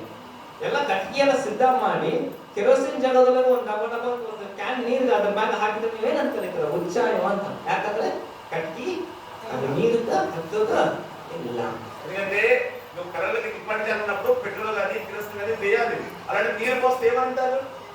ఇది పిచ్చోడు డౌన్ ఎందుకంటే నిప్పుకి నీరు పోస్తే అంటుకోదు కదా. That is the law. ಯಾಕಂದ್ರೆ ಅದೇ ನಿಯಮ ಆಗಿದೆ. నియమం ఇది. But this person's here. ಆದ್ರೆ ಈ ವ್ಯಕ್ತಿಯನ್ನು ನೀವು ನೋಡ್ರಿ, He says, ಆದ್ರೆ ಹೇಳ್ತಾ ಇದ್ದಾನೆ, pour the water 3 times. 3 ಸಲ ನೀವು 4 ಕೊಡದ ರೀತಿಯಲ್ಲಿ ನೀವು ನೀರು ಹಾಕ್ರಿ ಅಂತ ಹೇಳಿ 4 ತೊಟ್ಟಲ ನಿಂದ ನೀರು ನಿಂಪಿ వాటిని పోయుడే చెప్తున్నాడు. 3 times. 3 ಸಲ ಅದು ಕೂಡ. Why he said 3 times is very important here. ಯಾಕೆ ಆತನು 3 ಸಲ ನೀರು ತಗೊಂಡು ಹಾಕ್ರಿ ಅಂತ ಹೇಳಿದ ಅನ್ನೋದು ಮುಖ್ಯ. ఎందుకు 3 సార్లు పోయమన్నాడనేది చాలా ప్రాముఖ్యం. You know why he said 3 times? ಯಾಕೆ ಗೊತ್ತಾ ಆತನು 3 ಸಲ ಹೇಳಿದ್ದು? ఎందుకు తెలుసా 3 సార్లు చెప్పింది? Why? ఎందుకు? ಯಾಕೆ? ದೇವರ ನಾಮವನ್ನು ಮಹಿಮೆಪಡಿಸುವುದಕ್ಕೋಸ್ಕರ. Okay, okay, good. ಮತ್ತೆ ಮತ್ತೆ why 3 times? ಯಾಕೆ 3 ಸಲ? ఎందుకు 3 సార్లు పోయమన్నాడు? He poured the water in the name of the Father, in the name of the Son, in the name of the Holy Spirit. ಆತನು ನೀರನ್ನು ಅದರಲ್ಲಿ ಹಾಕುವಾಗ ಮೊದಲನೇ ಸಾರಿ ಆತನು ತಂದೆಯ ಹೆಸರಿನ ಮೇಲೆ ಹಾಕಿದನು, ಎರಡನೇ ಸಾರಿ ಆತನು ಕುಮಾರನ ಹೆಸರಿನ ಮೇಲೆ ಹಾಕಿದನು, ಮೂರನೇ ಸಾರಿ ಪವಿತ್ರಾತ್ಮನ ಹೆಸರಿನಲ್ಲಿ ಹಾಕಿದನು. మొదటిసారి పరిశుద్ధమైన దేవుని నామములో, కుమారుని నామములో, పరిశుద్ధాత్మ నామములో. Hallelujah. Hallelujah. Everything is good here. ಇಲ್ಲಿವರೆಗೂ ಎಲ್ಲ ಒಳ್ಳೆಯದಾಗಿತ್ತು. అంతా బాగానే ఉంది ఇంతవరకు. The Baal prophets are seeing here. ಬಾಳಿನ ಪ್ರಮಾಣಿಗಳನ್ನು ಇದನ್ನು ನೋಡ್ತಾ ಇದ್ದಾರೆ. ఆయన ప్రభువును చూస్తూ ఉన్నారు. And ನೋಡ್ತಾ ಇದ್ದಾಳೆ. రాణిని ఆహాబు చూస్తున్నాడు. Queen is seeing. ರಾಣಿ ಕೂಡ ನೋಡ್ತಾ ಇದ್ದಾಳೆ. రాణి కూడా చూస్తుంది. They all saying from morning till evening we are bombarded. No one answered from heaven. ನಾವು ಬೆಳಗ್ಗಿಂದ ಸಾಯಂಕಾಲದವರೆಗೂ ನಾವು ಬಾಯಿ ಪಡ್ಕೊಂಡಿದ್ದೇವೆ, ಪರಲೋಕದಿಂದ ಯಾರು ಉತ್ತರ ಕೊಟ್ಟಿಲ್ಲ. ఉదయం నుంచి సాయంత్రం వరకు మేము ఇంతగా గట్టి కేకలేస్తే ఎవరు మాకు జవాబులు ఇస్తారు? But this fellow came and pouring the water 3 times. What fool this fellow is! ಆದ್ರೆ ಈ ವ್ಯಕ್ತಿ ಬಂದ್ಬಿಟ್ಟು ಆ ಯಜ್ಞವೇದಿಯ ಮೇಲೆ ನೀರನ್ನು ಹಾಕ್ತಾ ಇದ್ದಾನೆ, ಎಂತ ಹುಚ್ಚಾದವನು ಅಂತ ಹೇಳಿದರು. ఇతను వచ్చేసి కర్రలు పెంచి నీళ్లు పోస్తున్నాడు, ఎంతటి పిచ్చివాడు వీడు అనుకున్నారు. From morning we are bombarding cutting ourselves. No fire from heaven. What fool this person is! ನಾವು ಬೆಳಗ್ಗಿನಿಂದ ನಾವು ಕೂಗಾಡ್ತಾ ಇದ್ದೇವೆ, ಬಾಯಿ ಪಡ್ಕೊಳ್ತಾ ಇದ್ದೇವೆ, ನಮ್ಮ ಶರೀರವನ್ನು ಬೈಕೊಳ್ತಾ ಇದ್ದೇವೆ, ಆದ್ರೂ ಏನು ಆಗ್ತಾ ಇಲ್ಲ. ಆದ್ರೆ ಏನು ಈ ಮೂರ್ಖನಾಗಿ ಪ್ರವರ್ತನೆ ಮಾಡ್ತಾ ಇದ್ದಾನೆ ಈ ವ್ಯಕ್ತಿ ಅನ್ಕೊಂಡ್ರು. ఉదయం నుంచి ఇంతగా కేకలు వేస్తున్నా దేహం అంతా కోసుకున్నా సరే ఏ జవాబు రాలేదు. ఈ వ్యక్తి నీళ్లు పోస్తున్నాడు, ఎంత పిచ్చోడు వీడు. అవునా కదా? అనుకున్నారా లేదా వర్కని? ಅವ್ರು ಅನ್ಕೊಂಡಿರ್ತಾರಲ್ಲ ಹೇಳಿ ನೀವೇ. అనుకున్నారు కదా? ఎంత బాధ, ఫస్ట్ ఫుల్ బాధలో ఉన్నారు వాళ్ళు. పరలోకం నుంచి అగ్ని రాలేదు, వర్షపడ అగ్ని రాలేదు. ಅವರು ಬಾಡಿ ಅಂತ ಕಟ್ ಅయింది. ಶರೀರ ಎಲ್ಲ ಕೊಯ್ಕೊಂಡಿದ್ದೇವೆ, ಅಷ್ಟು ಬೆಳಗ್ಗಿನಿಂದ ಎಲ್ಲ ಕೂಗಾಡ್ತಾ ಇದ್ದೇವೆ, ಪರಲೋಕದಿಂದ ಅಗ್ನಿನೇ ಬಂದಿಲ್ಲ. ನೊಪ್ಪಿಲೋ ನೊಪ್ಪಿ ಮಲ್ಲ ಇದೊಬ್ಬ ನೊಪ್ಪಿ. ಆ ನೋವೊಳಗೆ ಮತ್ತೆ ಇವ ಮಾಡ್ತಾ ಇರೋದು ನೋಡಿ ಇನ್ನ ನೋವು. ನಗಬೇಕಾ ಅಳಬೇಕಾ ಅಂತ ಪರಿಸ್ಥಿತಿಯಲ್ಲಿಲ್ಲ. నవ్వాలో ఏడవాలో ఆ పరిస్థితిలో వాడు ఉన్నారు. Now this is the real deep and depth message. ಈಗ ಏನು ನೀವು ನೋಡ್ಲಿಕ್ಕೆ ಹೋಗ್ತಿರಲ್ಲ, ಇದು ಬಹಳಷ್ಟು ಅರ್ಥಪೂರ್ವಕವಾಗಿರುವುದು, ಆಳವಾಗಿರುವಂತಹ ದೇವ ಪ್ರಕಟಣೆ ಆಗಿದೆ. ఇప్పుడు మీరు వినబోయేది చాలా లోతైన సందేశం. This all the story what happened I have just explained to you. ಈಗ ಇಲ್ಲಿವರೆಗೂ ನೀವು ಕೇಳಿದ್ದು ಏನೆಲ್ಲ ನಡೀತು ಅನ್ನೋದು ಒಂದು ಕಥೆಯಾಗಿ ಅಷ್ಟೇ ಹೇಳಿದೆ ನಾನು ನಿಮಗೆ. ఇంతవరకు ఏం జరిగిందో కథలాగా చెప్పాను. You all know this story. ನಿಮಗೆ ಎಲ್ಲರಿಗೂ ಈ ಕಥೆ ಗೊತ್ತೇ ಇದೆ. మీ అందరికీ కథ తెలుస్తుంది. Hallelujah. Hallelujah. But now what you gonna hear, it will change your life. ಆದ್ರೆ ಈಗ ಇನ್ನು ಮುಂದೆ ನೀವು ಏನು ಕೇಳ್ತಿರಲ್ಲ ಅದು ನಿಮ್ಮ ಜೀವಿತವನ್ನು ಬದಲಾಯಿಸುತ್ತದೆ. ఇప్పుడు మీరు ఇంకా ముందు ఏం వింటారు కదా, మీ జీవితాలను మారుస్తుంది. 36 and 37 has the deep depth revelation. 36ನೇ ವಚನ ಮತ್ತು 37ನೇ ವಚನ ಬಹಳಷ್ಟು ಆಳವಾದಂತಹ ಪ್ರಕಟಣೆಗಳನ್ನು ಹೊಂದಿರುವಂತಹ ವಚನಗಳಾಗಿದ್ದಾವೆ. 36వ వచనం 37వ వచనం ఒక లోతైన ప్రత్యక్షతతో కూడిన వచనాలు అయి ఉన్నాయి. Hallelujah. Hallelujah. As I said you, ನಾನು ನಿಮಗೆ ಮುಂಚೆ ಹೇಳಿದ ಹಾಗೇನೆ, నేను మీకు చెప్పిన రీతిగానే how many people you know and heard when Elijah prayed, the fire came from heaven. ಎಷ್ಟು ಜನ ನೀವು ಕೇಳಿದ್ದೀರಾ, ಓದಿದ್ದೀರಾ, ಎಲಿಯನು ಪ್ರಾರ್ಥನೆ ಮಾಡಿದಾಗ ಪರಲೋಕದಿಂದ ಬೆಂಕಿ ಇಳಿದು ಬಂತು ಅಂತ ಹೇಳಿ. ఏలియా ప్రార్థించినప్పుడు పరలోకం నుంచి అగ్ని వచ్చిందని ఎంతమంది విన్నారు, ఎంతమంది చదివారు? అందరూ విన్నారు కదా? ಪ್ರತಿಯೊಬ್ಬರು ಅದನ್ನು ಕೇಳಿರಲ್ಲ, అందరూ చదివారు కదా? ಎಲ್ಲರೂ ಓದಿದ್ದೀರಲ್ಲ. From morning this Baal prophets failed. ಬೆಳಿಗ್ಗೆಯಿಂದ ಸಾಯಂಕಾಲದವರೆಗೂ ಬಾಳನ ಪ್ರವಾದಿಗಳು ಸೋತು ಹೋಗಿದ್ದಾರೆ. ఉదయం నుంచి సాయంత్రం వరకు కూడా ఈ బయలు ప్రవక్తలు సోలిపోయారు, ఓడిపోయారు. అవునా కదా? Challenge what was the challenge? ಇಲ್ಲಿ ಸವಾಲು ಏನಾಗಿತ್ತು? వాళ్ళ మధ్యలో ఉన్న పందెం ఏంటి? చెప్పండి. What was the challenge? ಆ ಸವಾಲು ಏನಾಗಿತ್ತು ಅವರ ಮಧ್ಯದಲ್ಲಿ? బర్త్డే అదే ఛాలెంజ్. ఆకాశం నుంచి అగ్ని రావాలి, అదే వాళ్ళ సవాలు. అవునా కదా? From morning till evening they struggled, nothing, no answer from heaven. ಪರಲೋಕದಿಂದ ಬೆಳಗ್ಗಿಂದ ಸಾಯಂಕಾಲದವರೆಗೂ ಅವರು ಪ್ರಯತ್ನ ಮಾಡಿದ್ರು, ಪರಲೋಕದಿಂದ ಏನೂ ಉತ್ತರ ಬರಲಿಲ್ಲ. ఉదయం నుంచి సాయంత్రం వరకు వాళ్ళు ప్రయాసపడ్డా జవాబు రాలేదు పరలోకం నుంచి. Now the prophet Elijah is standing before the altar with a boldness. ಈಗ ಪ್ರವಾದಿಯಾದಂತ ಎಲಿಯನು ಆ ಯಜ್ಞ ವೇದಿಯ ಮುಂದೆ ಬಹಳಷ್ಟು ಧೈರ್ಯದಿಂದ ನಿಂತುಕೊಂಡಿದ್ದಾನೆ. ఇప్పుడు ప్రవక్త అయిన ఏలియా ఆ బలిపీఠం ముందు చాలా ధైర్యంగా నిలబడుతున్నాడు. వాళ్ళ టర్న్ అయిపోయింది. ఇప్పుడు నెక్స్ట్ ఈయన టర్న్. ಈಗ ಅವರ ಸಮಯ ಆಗ್ಬಿಡ್ತು. ಈಗ ಎಲಿಯನ ಸಮಯ. ಈಗ వాళ్ళ సమయం అయింది, ఇప్పుడు ఏలియా సమయం వచ్చింది. He comes before the altar. ಈಗ ಯಜ್ಞ ವೇದಿಯ ಮುಂದೆ ಎಲಿಯ ಬರ್ತಾ ಇದ್ದಾನೆ. ఆ బలిపీఠం దగ్గరికి ఏలియా వస్తున్నప్పుడు చదవండి ఏమైంది చూడండి. 36ನೇ ವಚನ.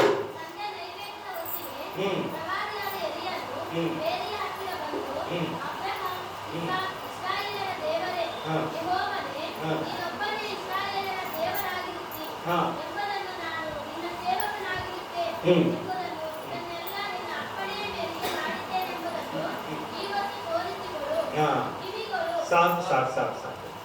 ತೋರಿಸಿ ಕೊಡು.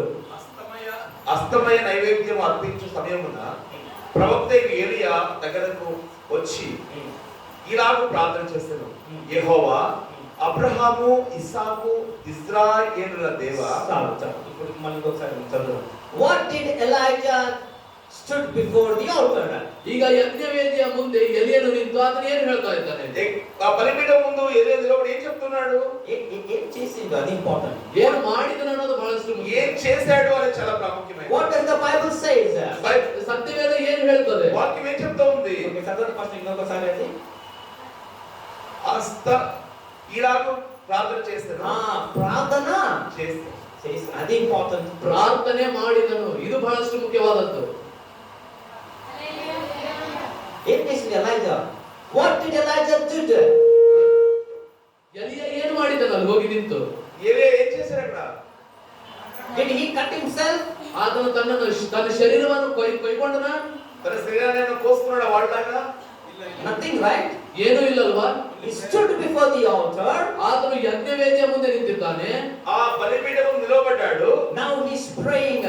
ಈಗ ಆತನು ಪ್ರಾರ್ಥಿಸ್ತಾ ಇದ್ದಾನೆ. To whom he is praying is very important now. ಈಗ ಆತನು ಯಾರಿಗೆ ಪ್ರಾರ್ಥನೆ ಮಾಡ್ತಾ ಇದ್ದಾನೆ ಅನ್ನೋದು ಬಹಳಷ್ಟು ಮುಖ್ಯ. నిలబడి ప్రార్థిస్తున్నాడు, ఎవరికి ప్రార్థిస్తున్నాడు అనేది చాలా ప్రాముఖ్యమైనది. How he is praying is very very important. ಆತನು ಯಾವ ರೀತಿಯಾಗಿ ಪ್ರಾರ್ಥನೆ ಮಾಡ್ತಾ ಇದ್ದಾನೆ ಅನ್ನೋದು ಇನ್ನೂ ಬಹಳಷ್ಟು ಮುಖ್ಯ. ఏ విధంగా ప్రార్థిస్తున్నాడు అనేది ఇంకా చాలా చాలా ప్రాముఖ్యం. ఇంకా How many people are Christian? How many people follow Christ here? ಎಷ್ಟು ಜನ ನೀವು ಕ್ರಿಸ್ತನನ್ನು ಹಿಂಬಾಲಿಸುವಂತವರಾಗಿದ್ದೀರಾ? ఇక్కడ ఉన్న వాళ్ళు ఎంతమంది ప్రభువుని నమ్మి వెంబడిస్తారు? చేయొద్దండి. ಕೈ ಎಬ್ಬಿಸಿ, ಸರಿಯಾ? Hallelujah. Hallelujah. You believe in Jesus? ನೀವು ಯೇಸುವಲ್ಲಿ ನಂಬಿಕೆ ಇಡ್ತೀರಾ? మీరు యేసు ప్రభు నమ్మారు మీరు? Yes or no? ಹೌದಿಲ್ಲವೋ? You believe that he is the only one God in heaven? ಪರಲೋಕದಲ್ಲಿರುವಂತ ಏಕೈಕ ದೇವರು ಆತನೇ ಎಂಬುದಾಗಿ ನೀವು ನಂಬಿದ್ದೀರಲ್ವೋ? పరలోకంలో ఉన్న ఏకైక దేవుడు ఆయనే మీరు నమ్మారు కదా? అవునా కదా? Yes. And you all pray, right? ನೀವೆಲ್ಲರೂ ಪ್ರಾರ್ಥನೆ ಮಾಡ್ತೀರಲ್ವಾ? మీరందరూ ప్రార్థిస్తారు కదా? ఎన్ని మంది ప్రేయర్ చేస్తారు? చేతలేనండి. ಎಷ್ಟು ಜನ ನೀವು ಪ್ರಾರ್ಥನೆ ಮಾಡ್ತೀರೋ ಕೈ ಎಬ್ಬಿಸಿ. Yes. Everyone prayer very good. ಪ್ರತಿಯೊಬ್ಬರು ಪ್ರಾರ್ಥಿಸ್ತಿರೋ ತುಂಬಾ ಒಳ್ಳೆಯದು. అందరూ ప్రార్థన చేస్తారు చాలా మంది. But how you pray is very important. ಆದ್ರೆ ನೀವು ಯಾವ ರೀತಿಯಲ್ಲಿ ಪ್ರಾರ್ಥಿಸ್ತಿರೋ ಅದು ಕೂಡ ಮುಖ್ಯ. మీరు ఏ విధంగా ప్రార్థన చేస్తారో అది ఇంకా ప్రాముఖ్యమైనది. When Elijah stood before the altar, he prayed. ಯಾವಾಗ ಎಲಿಯನು ಯಜ್ಞವೇದಿಯ ಮುಂದೆ ನಿಂತನೋ ಆತನು ಪ್ರಾರ್ಥಿಸಿದನು. ఎప్పుడైతే ఏలియా బలిపీఠం ముందు నిలబడ్డాడో అతను ప్రార్థన చేశాడు. What he prayed? ಆದ್ರೆ ಏನು ಪ್ರಾರ್ಥನೆ ಮಾಡಿದ? How he prayed? ಆದ್ರೆ ಯಾವ ರೀತಿಯಲ್ಲಿ ಪ್ರಾರ್ಥನೆ ಮಾಡಿದ? ప్రార్థన చేశాడు? ఏ విధంగా ప్రార్థన చేశాడు ఏలియా? ఏమని ప్రేయర్ చేశారు? ఎలా ప్రేయర్ చేశారు? అదే చాలా important. Okay, you need to hear this very clearly. ಇದನ್ನು ಬಹಳಷ್ಟು ಸ್ಪಷ್ಟತೆಯಿಂದ ನೀವು ಕೇಳಬೇಕು ಇದನ್ನು. జాగ్రత్తగా వినండి.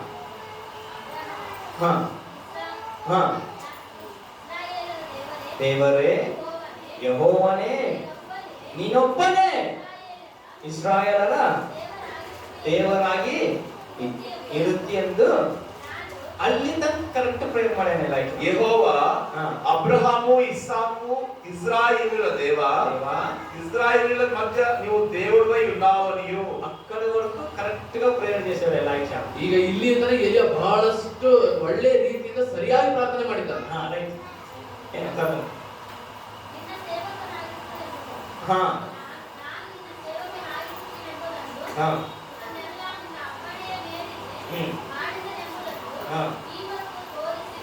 ఆమేన్ అంటాను. ఇక నేను నీ సేవకుడనై ఉన్నాననియు ఈ కార్యములన్నీ నీ సెలవు చేత చేసిననియు ఈ దినమున కనపరచుము. అక్కడ డాట్ ఉంది కదా, మీ బైబిల్లో ఉంది ఆ డాట్.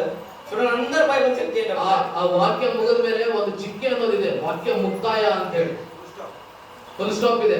ఉందా? ಇದೆ ಅಲ್ಲ? ఉందా? ఒకసారి చెక్ చేసుకోండి. కన్ను ఓపెన్ చేసి ఇద్దరు నుంచి ఓపెన్ చేసి ఆ డాట్ చెక్ చేయండి. ನೀವು ನಿದ್ದೆಯಿಂದ ಎಚ್ಚೆತ್ತು ನೀವು ಕಣ್ಣು ತೆಗೆದ ಅಲ್ಲಿ ಇರುವುದನ್ನು ನೀವು ನೋಡ್ರಿ. ಇದೇ ರೀ ನನ್ನ ಬೈಬಲ್ ಒಳಗಡೆ ಇದೆ, ನಿಮ್ಮ ಬೈಬಲ್ ಒಳಗಡೆ ಇದೆ, ಎಲ್ಲ ಫಸ್ಟ್ ಚೆಕ್ ಮಾಡ್ಕೊಳ್ಳಿ. ಆಯ್ತಲ್ಲ? ಓಕೆ. ಆ ಡಾಟ್ ಗ ಅರ್ಥ ಏನು? ಆ ಫುಲ್ ಸ್ಟಾಪ್ ಗೆ ಅರ್ಥ ಏನು? ఆ చుక్క ఉంది కదా, దాని యొక్క అర్థం ఏంటి? ನಿಲ್ಲಿಸು ಅಂದ್ರೆ ನಮ್ಮ ಭಾಷೆದ ಪ್ರೇಯರ್ ಮಾಡಿದ್ಮೇಲೆ ನಾವ್ ಏನು ಮಾಡ್ತೀವಿ? ಲಾಸ್ಟ್ ನಿಲ್ಲಿಸಬೇಕಂದ್ರೆ ಏನ್ ಮಾಡ್ತೀವಿ? ಆಮೇನ್ ಅಂತೀವಿ. ಹೌದಿಲ್ಲ? మనం ప్రార్థన చేసినప్పుడు ప్రార్థన ముగిస్తే ఏమంటాం? మనం ఆమేన్ అంటాం. అవునా కాదా? అక్కడికి ఏమైంది? ఫుల్ స్టాప్ అయిపోయింది. ಅದರ ಅರ್ಥ ಏನು? ಅಲ್ಲಿಗೆ ಫುಲ್ ಸ್ಟಾಪ್ ಬಿತ್ತು.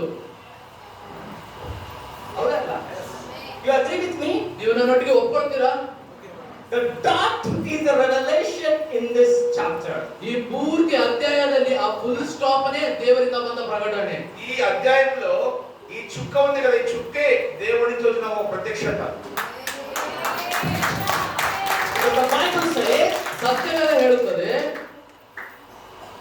heaven and earth will pass away, ಭೂಮಿ ಆಕಾಶ ಅಳಿದು ಹೋಗಬಹುದು, భూమి ఆకాశం గతించిపోతాయి, but my words, not a dot, not a tittle will not pass away. ಆದರೆ ನನ್ನ ವಾಕ್ಯದಲ್ಲಿ, ನನ್ನ ಸತ್ಯವೇದದಲ್ಲಿ ಇರುವಂತ ಒಂದು ಕಾಮ ಅಥವಾ ಒಂದು ಡಾಟ್ ಕೂಡ ಅಳಿದು ಹೋಗೋದಿಲ್ಲ ಅಂತ. అయితే నా వాక్యంలో ధర్మశాస్త్రంలో ఒక సున్నైనా ఒక పొల్లైనా అది తప్పిపోదు అని దేవుడు చెప్పాడు.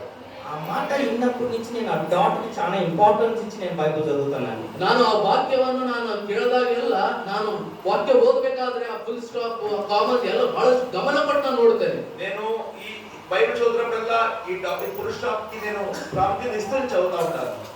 The dot represents a man. ಆ ಫುಲ್ ಸ್ಟಾಪ್ ಅದು ಏನ್ ಸೂಚನೆ ಮಾಡಿಕೊಡುತ್ತಾ ಅಂದ್ರೆ ಆಮೆನ್ ಎಂಬುದಾಗಿ ಹೇಳುವುದು. ఈ చుక్క అనేది అది ఆమేన్ అనే దాన్ని చూపిస్తూ ఉంది. See the prayer that Elijah prayed now. ಇಲ್ಲಿ ನೀವು ನೋಡ್ರಿ ಎಲಿಯನು ಯಾವ ರೀತಿಯಾಗಿ ಅದನ್ನು ಪ್ರಾರ್ಥನೆ ಮಾಡಿದನು ಅಂತ ಹೇಳಿ. The God of Abraham, Isaac and Jacob God. Abraham, Isaac, ಯಾಕೋಬನ ದೇವರೇ. అబ్రహాము, ఇస్సాకు, యాకోబుల దేవా. See the tone of his voice now. ಆತನ ಸ್ವರದಲ್ಲಿರುವಂತಹ ಆ ಒಂದು ಟೋನ್ ನೋಡ್ರಿ ನೀವು. ఆయన స్వరంలో ఉండే ఆ స్వరాన్ని చూడండి. He says, ಆತನು ಹೇಳ್ತಾ ಇದ್ದಾನೆ, the God of Abraham, Isaac, let it be known this day that you are the God in Israel. Abraham, Isaac, ಯಾಕೋಬನ ದೇವರೇ, ಯೆಹೋವನೇ, ನೀನೊಬ್ಬನೇ ಇಸ್ರಾಯೇಲರ ದೇವರಾಗಿರುತ್ತಿ ಎಂದು ತಿಳಿಯಲ್ಪಡಲಿ. యెహోవా అబ్రహాము, ఇస్సాకు, ఇశ్రాయేలు దేవా, ఇశ్రాయేలు మధ్య నీవు దేవుడై ఉన్నావని. I am your servant. ನಾನೇ ನಿನ್ನ ಸೇವಕನು. నేను నీ సేవకుడై ఉన్నాననియు. And I have done all these things at your word. ಮತ್ತು ನಾನು ಇದೆಲ್ಲ ನಿನ್ನ ಅಪ್ಪಣೆಯ ಮೇರೆಗೆ ಮಾಡಿದ್ದೇನೆ ಅಂತ ಹೇಳಿ ఈ కార్యములన్నీ నీ సెలవు చేత చేసిననియు. Said amen. ಆತನು ಹೇಳಿದನು ಆಮೆನ್ ಅಂತ ಹೇಳಿ. ఆమేన్ చెప్పాడు. Fire didn't came. ಬೆಂಕಿ ಬರಲಿಲ್ಲ. అగ్ని రాలేదు ఇక్కడ. అవునా? ಹೌದಾ? ఎందుకు అగ్ని రాలేదు చెప్పండి? ಯಾಕೆ ಬೆಂಕಿ ಬರಲಿಲ್ಲ ಹೇಳ್ರಿ? 36, 37 is a very beautiful word in this. ಈ 36ನೇ ವಚನ ಮತ್ತು 37ನೇ ವಚನ ಬಹಳಷ್ಟು ಸುಂದರವಾಗಿರುವಂತ ವಚನ ಇದು. 36, 37 వచనాలు చాలా సుందరమైన వచనాలు. 37 చదవండి, ఇప్పుడు మీకు అర్థమైపోతుంది ఎందుకు రాలేదని. 37. ಈಗ 37ನೇ ವಚನ ನೀವು ಓದ್ರಿ, ನಿಮಗೆ ಅರ್ಥ ಆಗುತ್ತೆ ಯಾಕೆ ಬೆಂಕಿ ಬರಲಿಲ್ಲ ಅಂತ ಹೇಳಿ. ಕಿವಿಗೋಡೆ ಹೋಗನೆ ಅಂತ ಮತ್ತೊಂದ್ಸರಿ ಪ್ರೇಯರ್ ಮಾಡಾಕುತ್ತಾನೆ ಈಗ ಎಲೈಜಾ. అవుదిಲ್ಲ? ఇక్కడ మరొకసారి ప్రార్థిస్తున్నాడు యెహోవాకి ఏలియా. ఒకసారి ఆమేన్ అన్నాడు, మరొకసారి ఇప్పుడు ఏం చేస్తున్నాడు అంటే ఆ గ్యాప్ లో ఏమో ఒకటి అయింది. Something happened. ఒకసారి ప్రార్థన చేశాడు, మళ్ళా ఇక్కడ మళ్ళా ప్రార్థన ఆలకించాడు, మళ్ళా ఒకసారి చేస్తున్నాడు. when he said amen, ಆತನು ಆಮೆನ್ ಅಂತ ಹೇಳಿದ ಮೇಲೆ అలా చెప్పేశాడు. the fire did came from heaven. ಪರಲೋಕದಿಂದ ಬೆಂಕಿ ಬರಲಿಲ್ಲ. అగ్ని రాలేదు పరలోకం నుంచి. Elijah stood still before the altar and before the prophet, before the king Ahab. ಮತ್ತು ಎಲಿಯನು ಆ ಯಜ್ಞವೇದಿಯ ಮುಂದೆ, ಜನರ ಮುಂದೆ ಮತ್ತು ರಾಜನ ಮುಂದೆ ಸುಮ್ಮನೆ ನಿಂತಿದ್ದಾನೆ. ಈಗ మళ్ళా ఏలియా ఆ రాజు ముందు, బలిపీఠ ముందు, ప్రజల ముందు మౌనంగా నిలబడ్డాడు. Become very silent. ಆತನು ಬಹಳಷ್ಟು ಸುಮ್ಮನೆ And these ನಿಂತುಕೊಂಡಿದ್ದಾನೆ. people failed. ಯಾವ ರೀತಿಯಾಗಿ ಬಹಳ ಪ್ರವಾದಿಗಳು ಸೋತು ಹೋದರು, ఏ విధంగా అయితే బైబిల్ ప్రవక్తలు ఓడిపోయారో ఏలియా కూడా. In the same way I also failed. ಅದೇ ರೀತಿಯಾಗಿ ನಾನು ಕೂಡ ಸೋತು ಹೋದನಲ್ಲ ಅಂತ ಸುಮ್ಮನೆ ನಿಂತನು. నేను కూడా ఓడిపోయాను కదా అని మౌనంగా ఉన్నాడు. Elijah put down his face down. ಈಗ ಎಲಿಯ ತನ್ನ ಮುಖವನ್ನು ಕೆಳಗೆ ಮಾಡ್ತಾನೆ. ఏలియా తన ముఖాన్ని తగ్గించుకుంటాడు. Oh God, where are you, my God? ಓ ಕರ್ತನೇ, ಎಲ್ಲಿದ್ದೀಯಾ ನೀನು? ఓ దేవా, నువ్వు ఎక్కడున్నావు? I have done everything according to your word. ನಿನ್ನ ವಾಕ್ಯದ ಮೇರೆಗೆ ನಾನು ಎಲ್ಲವನ್ನೂ ಮಾಡಿದ್ದೇನೆ. నీ వాక్యానుసారంగా అన్ని చేశాను కదా. When I prayed, the heaven was shut down. ಯಾವಾಗ ನಾನು ಪ್ರಾರ್ಥನೆ ಮಾಡಿದನೋ ಪರಲೋಕ ಮುಚ್ಚಲ್ಪಡ್ತು. అయితే నేను ప్రార్థిస్తున్నప్పుడు పరలోకం మూయబడింది కదా. You are the God, the one who always spoke with me. ನನ್ನೊಟ್ಟಿಗೆ ಸದಾಕಾಲ ಮಾತನಾಡಿದಂತ ದೇವರು ನೀನು ಒಬ್ಬನೇ ಆಗಿದ್ದೀಯಾ. నాతో ఎప్పుడు మాట్లాడే దేవుడు నువ్వే కదా. God, where you went? ದೇವರೇ, ನೀನು ಎಲ್ಲಿಗೆ ಹೋದೆ? ప్రభువా, నువ్వు ఎక్కడికి వెళ్ళావు? And Elijah put down his face, ಯಾವಾಗ ಎಲಿಯನು ತನ್ನ ತಲೆಯನ್ನು ತಗ್ಗಿಸಿಕೊಳ್ಳುತ್ತಾನೋ, ఏలియా తన తలని వంచుకుంటాడు.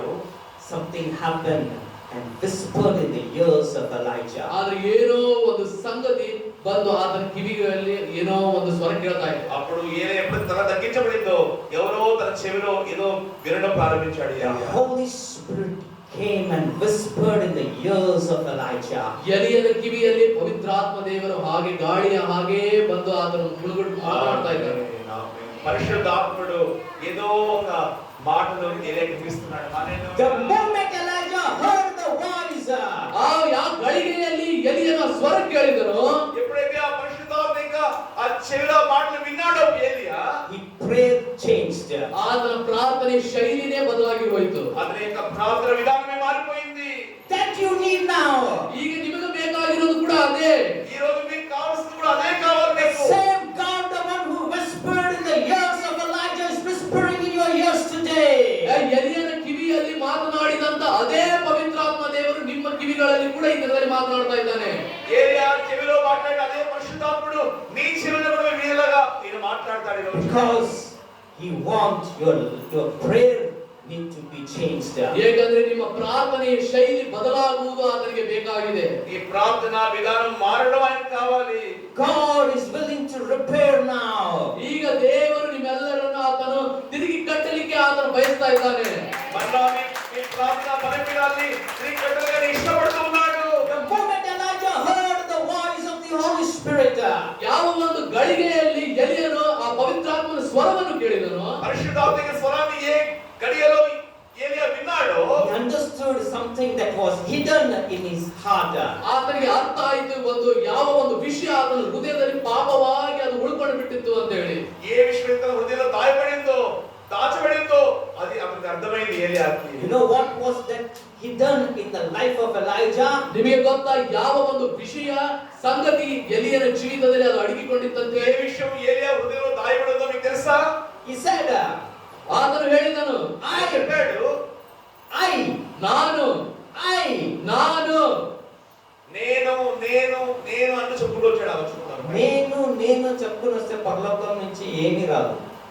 ನಾನು ಅಂತ ಹೇಳ್ಕೊಂತ ಬಂದ್ರೆ ಪರಲೋಕದಿಂದ ಏನೂ ಬರುವುದಿಲ್ಲ. నువ్వు ఎప్పుడు కూడా నేను అని నిన్ను పెట్టుకోవద్దు. పరలోకం ఏం రాదు. That I is a pride. ಆ ನಾನು ಅನ್ನುವುದೇ ಗರ್ವ.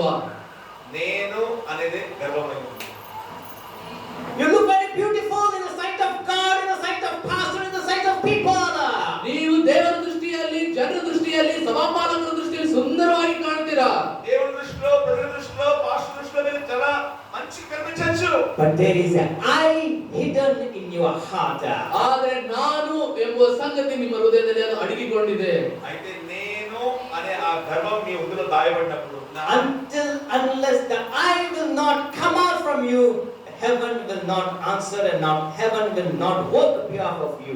ಎಲ್ಲಿಯವರೆಗೂ ಆ ನಾನು ಅನ್ನೋದು ನಿಮ್ಮ ಹೃದಯವನ್ನು ಬಿಟ್ಟು ಹೊರಗೆ ಬರುವುದಿಲ್ಲವೋ ಅಲ್ಲಿಯ ತನಕ ಪರಲೋಕವು ನಿಮ್ಮ ಪರವಾಗಿ ಕೆಲಸ ಮಾಡುವುದಿಲ್ಲ, ಪರಲೋಕದಿಂದ ಉತ್ತರ ಬರೋದಿಲ್ಲ. నేను ఆ గర్వం ఎంతవరకు ఈరోజు పోదో అంతవరకు కూడా నీ ప్రార్థనకు పరలోకం జవాబు ఇవ్వదు.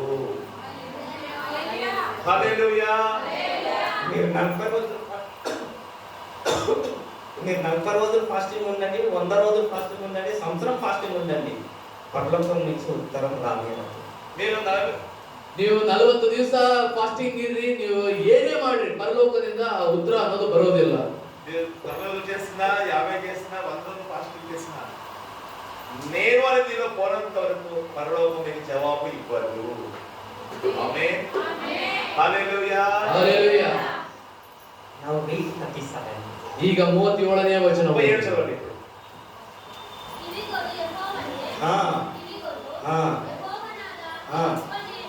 ನೀನೊಬ್ಬನೇ ನನಗೆ ನಾನು ಹೋದ ಈಗ ನೀನು ಬಂತ ಈಗ ಇಲ್ಲ. ಈಗ ನೋಡ್ರಿ ಎಷ್ಟು ಸತಿ ನೀ ಅಂತ ಹೇಳ್ರಿ. ಈಗ ఇప్పుడు చూడండి, నేను అనేది పోయి ఇప్పుడు నీవే అంటాడు. ఎన్నిసార్లు నీవు అన్నట్టు చూడండి. ఇక్కడ నీ ఒక్కనే దేవుడు ಒಂದసారి నిన్న కడగా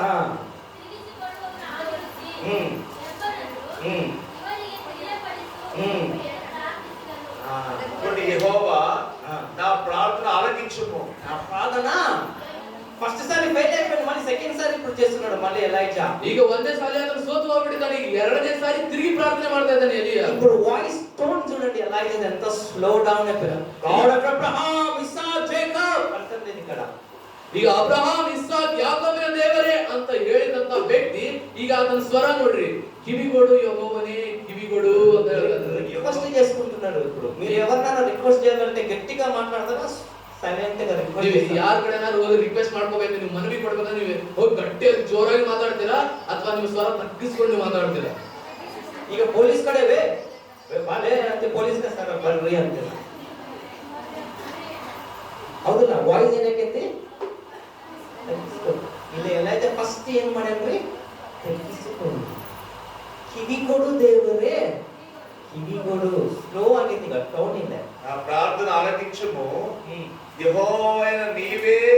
నీవే అన్నాడు ఇక్కడ. నేను అయిపోయింది ఇక్కడ. అయ్యి ఆ చాప్టర్ 37 లో లేదు చూడండి. ಈಗ ನಾನು ಅನ್ನೋದು 36ನೇ ವಚನದಲ್ಲೇ ತೆಗೆದುಬಿಟ್ಟ. ಈಗ ನೀನು ದೇವರೇ ಅಂತ ಹೇಳ್ತಾ ಇದ್ದಾನೆ. నీవే దేవుడవై ఉన్నావు నీవు. ఆ నీవు వారి హృదయములను ఫస్ట్ చూడండి ఇక్కడ వచ్చి నేను సర్వెంట్ అన్నాడు. వచ్చి ఇక్కడ ఐ యామ్ యువర్ సర్వెంట్. ಇಲ್ಲಿ 36ನೇ ವಚನದಲ್ಲಿ ನಾವು ನೋಡ್ತೇವೆ ನಾನು ನಿನ್ನ ಸೇವಕನು ಅಂತ ಹೇಳಿದ್ದಾನೆ. 36 ಅದೇ ವಚನ ಏಮన్నాడు? నేను నీ సేవకుడు అన్నాడు. ఇక్కడ 37 లో 30 వచనంలో నువ్వే దేవా అన్నాడు. ಆದ್ರೆ 37ನೇ ವಚನದಲ್ಲಿ ದೇವರೇ ನೀನೇ ದೇವರೇ ಅಂತ ಹೇಳ್ತಾ ಇದ್ದಾನೆ. నీవే దేవుడవై ఉన్నావు నీవు. చదవండి.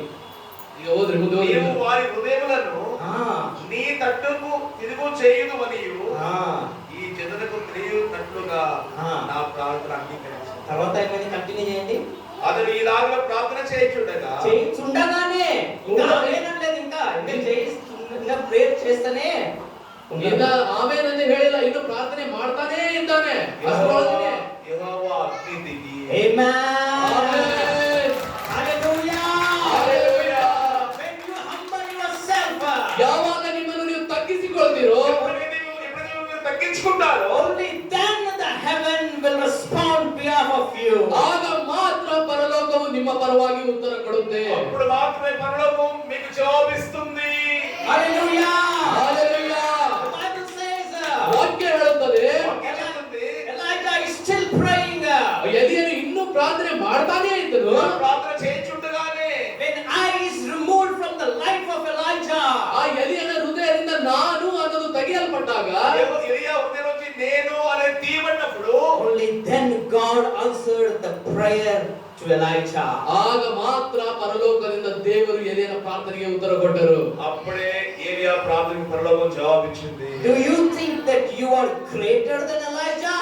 ನೀವು ಎಲಿಯನಿಗಿಂತ ದೊಡ್ಡವರು ಎಂಬುದಾಗಿ ನೀವು ಭಾವಿಸ್ತೀರೋ? నేను ఏలియా కన్నా గొప్పవాడిని అని అనుకుంటున్నావా? చెప్పండి. మీరు ఎలైజా కంటే గొప్పవాళ్ళా? ನೀವು ಹೇಳಬೇಕು, ಎಲಿಯನಿಗಿಂತ ದೊಡ್ಡವರಾ ನೀವು? ఏలియా కన్నా గొప్పవాడా మీరు? నేను మట్టు కాదు. ನಾನಂತರೂ ಅಲ್ಲ. ಇಲ್ಲ, ನಾನು ಮಾತ್ರ ಅಲ್ಲ, ನಿಮ್ಮ ಇಷ್ಟ ಅದು. Because Elijah walked with God. ಏಕೆಂದ್ರೆ ಎಲಿಯನು ದೇವರೊಟ್ಟಿಗೆ ಆತನು ನಡೆದಿದ್ದನು. ఎందుకంటే ఏలియా దేవునితో నడిచిన వ్యక్తి. He is a great prophet. ಆತನು ಬಹಳಷ್ಟು ದೊಡ್ಡ ಪ್ರವಾದಿ ಆಗಿದ್ದಾನೆ. ఏలియా గొప్ప ప్రవక్త ఉన్నాడు. But still, ಆದರೂ ಸಹಿತ అయినా సరే he failed. ಆತನು ಸೋತು ಹೋದನು. ఓడిపోయాడు. When Elijah can fail, ಎಲಿಯನು ಸೋತು ಹೋಗ್ತಾನೆ ಅಂದ್ರೆ, ఏలియానే ఓడిపోయాడు అంటే, do you think that you and I cannot fail? ನೀವು ಅಥವಾ ನಾನು ಸೋಲೋದಿಲ್ಲ ಎಂಬುದಾಗಿ ನೀವು ಭಾವಿಸ್ತೀರಾ? నీవు నేను ఓడిపోమని అనుకుంటున్నారా? ఏలియానే ఓడిపోయినప్పుడు నీవు నేను ఓడిపోమా? ఎన్నిసార్లు మనం ఓడిపోయింటాం దర్శన? ಎಷ್ಟು ಸಾರಿ ನಾವು ಸೋತು ಹೋಗಿರ್ತೇವಲ್ಲ. ಫಾಸ್ಟಿಂಗ್ ಇದ್ದು ನಾವು ಪ್ರೇಯರ್ ಮಾಡ್ತೀವಿ, ಪರಲೋಕದಿಂದ ಆನ್ಸರೇ. ఉపవాసం ఉండి ప్రార్థిస్తాము, పరలోకం నుంచి జవాబే రాదు. ಎಲ್ಲ ನಾಟಕ ಮಾಡ್ತೀವಿ. ಅವ್ರು ಬಾಲ್ ದೇವತೆಗಳು ಎಂದು ನಾಟಕ ಮಾಡ್ಯಾರಲ್ಲ, ಹಂಗ ನಾವು ನಾಟಕ ಮಾಡ್ತೀವಿ. ఆ బయలు ప్రవక్తలు ఎలా నాటకాలు చేశారు కదా, అరిచి కేకలేసి మోసుకుని అన్ని నాటకాలు మనం చేస్తాం. ఇక్కడ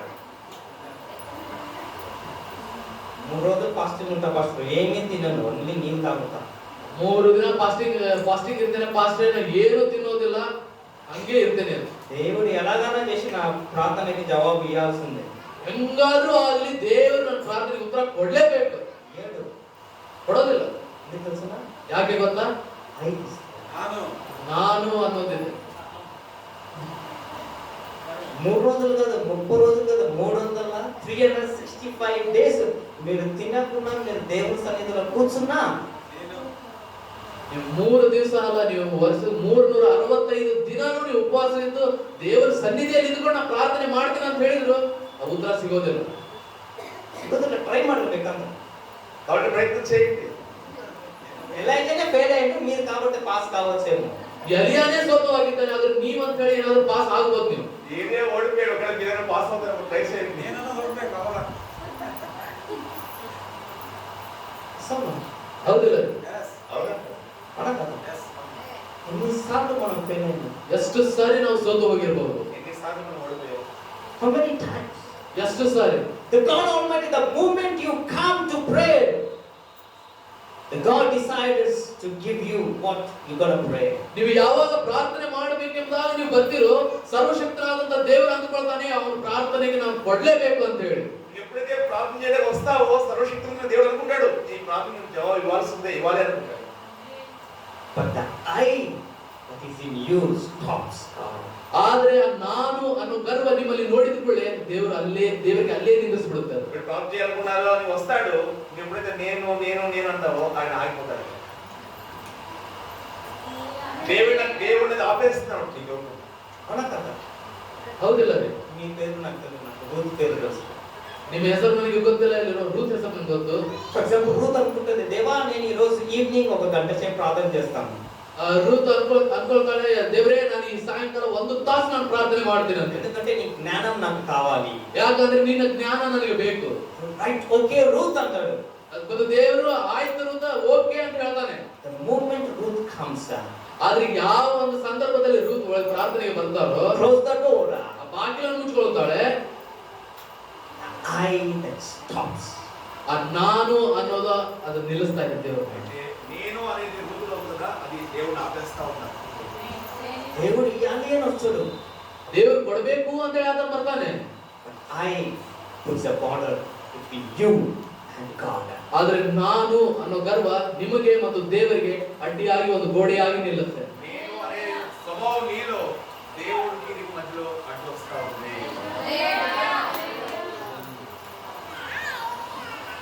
We as a Christian, we must not live an ordinary life. ನಾವು ಕ್ರಿಸ್ತನನ್ನು ಹಿಂಬಾಲಿಸುವಂತವರಾಗಿ ನಾವು ಒಂದು ಸಾಧಾರಣವಾದ ಜೀವಿತವನ್ನು ನಾವು ಕಳೆಯಬಾರದು. క్రీస్తుని వెంబడిస్తున్న మనము ఒక సాధారణమైన జీవితాన్ని జీవించకూడదు. ఎందుకు తెలుసండి? ಯಾಕಂತ ಗೊತ್ತಾ? ఎందుకో తెలుసా? We are not serving the dead God. ನಾವು ಸತ್ತಂತ ದೇವರನ್ನು ನಾವು ಸೇವೆ ಮಾಡ್ತಾ ಇಲ್ಲ. మనం చనిపోయిన దేవుడిని మనం సేవ చేయకూడదు. Yes or no? ಹೌದಿಲ್ಲ? How many people you believe that your God is a living God? ಎಷ್ಟು ಜನ ನೀವು ನಂಬುತ್ತೀರಾ ನಿಮ್ಮ ದೇವರು ಜೀವಿಸುವಂತ ದೇವರು? ఎంతమంది మీరు నమ్ముతున్నారు మీ దేవుడు జీవిస్తున్న దేవుడు అని నమ్ముతున్నారు? హల్లెలూయా, హల్లెలూయా. అవునా కదా? ಹೌದಿಲ್ಲ? అంటే ఎందుకు మన లైఫ్ ఇలా ఉన్నాయి? ಆದರೂ ಸಹಿತ ಯಾಕೆ ನಮ್ಮ ಜೀವಿತ ಈ ರೀತಿಯಾಗಿದೆ? జీవిస్తున్న దేవుడిని కొలుస్తున్నప్పుడు మరి ఎందుకు మన జీవితాలు ఇలాగే ఉన్నాయి? ಯಾವತ್ತಾದ್ರೂ ಆ ಪ್ರಶ್ನೆಯನ್ನು ಮಾಡಿಕೊಂಡಿದ್ದೀರಾ? ఎప్పుడైనా ఒక ప్రశ్న ఇలా వచ్చిందా? ఈ ప్రశ్న వచ్చింది ఎప్పుడైనా? ఎప్పుడైనా వచ్చింది?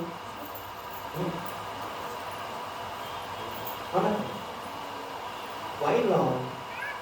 ಯಾಕೆ ಕರ್ತನೆ? ఎందుకు ప్రభువా? Why? ಯಾಕೆ? ఎందుకు? The people who worship the idols, they are building big houses, and the business is good, job is good, family is good, marriage life is good, everything is good. But why for me, Lord? ವಿಗ್ರಹವನ್ನು ಆರಾಧಿಸುತ್ತಿರುವಂತ ಬಹಳಷ್ಟು ಮಂದಿ ಅವರು ದೊಡ್ಡ ದೊಡ್ಡ ಮನೆಯನ್ನು ಕಟ್ಟಿಕೊಳ್ತಾ ಇದ್ದಾರೆ. ಅವರು ಮದುವೆ ಜೀವನ ಚೆನ್ನಾಗಿದೆ, ಹಣಕಾಸಿನ ಜೀವನ ಚೆನ್ನಾಗಿದೆ, ವ್ಯಾಪಾರ ಉದ್ಯೋಗಗಳು ಚೆನ್ನಾಗ್ತಾ ಇದೆ. ಆದ್ರೆ ಜೀವವುಳ್ಳ ದೇವರಾದಂತ ನಿನ್ನನ್ನು ನಂಬುವ ನನಗೆ ಯಾಕೆ ಇದು ಅಂತ ಒಂದು ಪ್ರಶ್ನೆ ಯಾವತ್ತಾದ್ರೂ ಬಂದಿದೆನಾ? అనేక విగ్రహాలను చేస్తున్న వాళ్ళు అనేకులు చాలా చక్కగా ఉన్నారు, ఉన్నతంగా ఉన్నారు, మంచి కుటుంబ జీవితాలు కలిగి ఉన్నారు, శ్రీమంతులుగా ఉన్నారు, చాలా సుఖంగా సంతోషంగా ఉన్నారు. జీవమున్న దేవుడే నిన్ను సేవిస్తున్న నాకు ఎందుకు ఇలా అంటున్నావా? వచ్చిన క్వశ్చన్ ಯಾವತ್ತಾದ್ರೂ ಬಂದಿದ್ದಾರೆ ಈ ಪ್ರಶ್ನೆ? వచ్చిందా?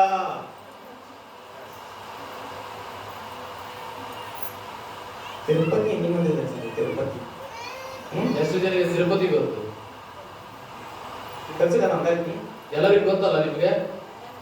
they go and give the gold to them, to that idol. Diamonds and gold they give. ಆ ಒಂದು ವಿಗ್ರಹದ ಕಡೆಗೆ ಹೋಗ್ಬಿಟ್ಟು ಅವರು ಬೆಳ್ಳಿ ಬಂಗಾರವನ್ನು ಅವ್ರು ಹುಡುಗರಿಗೆ ಕೊಡ್ತಾರೆ. ఆయనకి వెళ్ళి ఆ విగ్రహానికి బంగారాన్ని డైమండ్స్ ని వాళ్ళ బొమ్మని ఇస్తున్నారు. మనకి చిన్న బంగారం తీసుకొని స్తోమత సరిగా లేదు. ಆದ್ರೆ ನಮಗೆ ಒಂದು ಸಣ್ಣ ಬಂಗಾರದ ಇಷ್ಟ ಆದ್ರೂ ನಾವು ತೆಗೆದುಕೊಳ್ಳುವಂತ ಸ್ಥಿತಿ ನಮ್ಮಲ್ಲಿಲ್ಲ ಈಗ.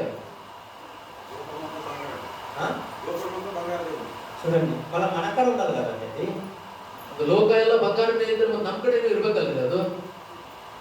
The Bible says, ಸತ್ಯವೇದ ವಾಕ್ಯ ಹೇಳ್ತದೆ, the gold and silver belongs to me. ದೇವರು ಹೇಳ್ತಾನೆ ಈ ಬೆಳ್ಳಿ ಬಂಗಾರ ವೈಢೂರ್ಯ ನನಗೆ ಸಂಬಂಧಿಸಿದೆ ಅಂತ ಹೇಳಿ. బైబిల్లో ప్రభు చెప్తున్నాడు బంగారము నాది వెండి నాదే అని చెప్తున్నాడు. మళ్ళీ ఆయన ఉంటే ఇప్పుడు పాస్టర్ కూతురు ఉంటే అది ఓలక మనకు నాకు వస్తుందా? ಈಗ ಪಾಸ್ಟರ್ ಅವರಿಗೆ ಮಗಳಿದ್ದಾರೆ, ಆ ಬಂಗಾರ ಏನ್ರ ಇದ್ರೆ ಅವ್ರ ಮಗಳಿಗೆ ಹೋಗುತ್ತಾ ಅಥವಾ ನನಗೆ ಬರುತ್ತಾ ಅದು?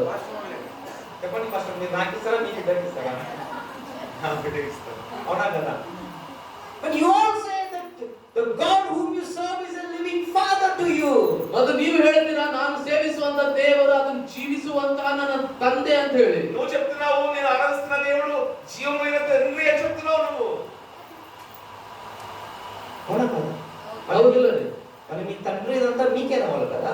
ಅದು ನಿಮ್ಮ ತಂದೆ ಅಂತ ಹೇಳಿದ್ರೆ ಅದರ ಅರ್ಥ ಎಲ್ಲ ನಿಮಗೆ ಸಿಗಬೇಕಲ್ಲ? ఆ తండ్రి ఏమో వెండి నాది బంగారం నాది అన్నప్పుడు అంతా నీకు రావాలి కదా? అవునా కదా? ಹೌದಿಲ್ಲ ರೀ? అది ఎందుకు? why? ಅದು ಯಾಕೆ? ఎందుకు? నేనొక వర్డ్ అడ్డ పెట్టాను. ఆ? నానొక వర్డ్ అడ్డ పెట్టాను. When I is stopping you with God. ಆ ನಾನು ಅನ್ನೋದು ನಿಮ್ಮನ್ನು ಮತ್ತು ದೇವರಿಗೆ ಅಡ್ಡಿಯಾಗಿ ಅದು ನಿಂತಿದೆ. ఈ నేను అనే ఆ పదం ఆ గర్వం నీకు దేవుడికి మధ్య ఆశీర్వాదం నాకు అడ్డుగా ఉంది. ఇది ఎంత డేంజర్ అంటే మీకు నష్టము దేవునికి నష్టం. ಇದು ಎಷ್ಟು ಅಪಘಾತಕರವಾದದ್ದು ಅಂದ್ರೆ ಇದು ನಿಮಗೂ ನಷ್ಟ ದೇವರಿಗೂ ನಷ್ಟ ಇದೆ. అర్థమవుతుందా మీకు? ತಿಳಿತಾ ಇದ್ದೇನೆ ನಿಮ್ಗೆ? దేవునికి నష్టం, మీకు నష్టం. ದೇವರಿಗೂ ನಷ್ಟ ಮತ್ತು ನಿಮಗೂ ನಷ್ಟ. దేవునికి నష్టం నీకు. దేవునికి ఎందుకు నష్టం బ్రదర్ అని క్వశ్చన్ వచ్చింది మళ్ళీ మీకు వచ్చింది ఇప్పుడు. ದೇವರಿಗೆ ಯಾಕೆ ನಷ್ಟ? ಈ ಪ್ರಶ್ನೆ ಈಗ ಬಂದಿರ್ಬೋದು ಬಹಳಷ್ಟು ಮಂದಿಗೆ.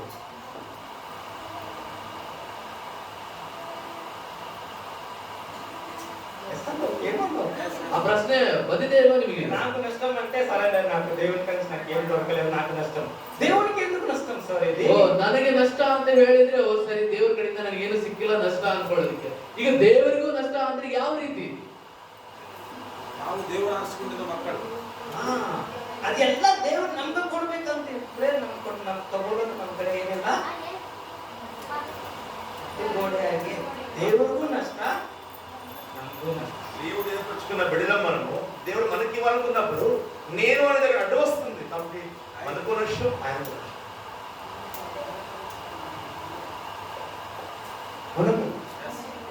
ಹೌದಿಲ್ಲ? Today evening and tomorrow I'm going to teach you very deep subjects. ಇವತ್ತು ಸಾಯಂಕಾಲ ಮತ್ತು ನಾಳೆ ಬೆಳಗ್ಗೆ ಬಹಳಷ್ಟು ಆಳವಾಗಿರುವಂತಹ ವಿಷಯಗಳನ್ನು ನಿಮಗೆ ಹೇಳ್ತೇನೆ. ఈ రోజు సాయంత్రం రేపు ఉదయం ఇంకా లోతైన విషయం తెలియజేస్తాను. Don't miss. ಅದನ್ನು ನೀವು ಕಳೆದುಕೊಳ್ಳಿಕ್ಕೆ ಹೋಗಬೇಡ್ರಿ.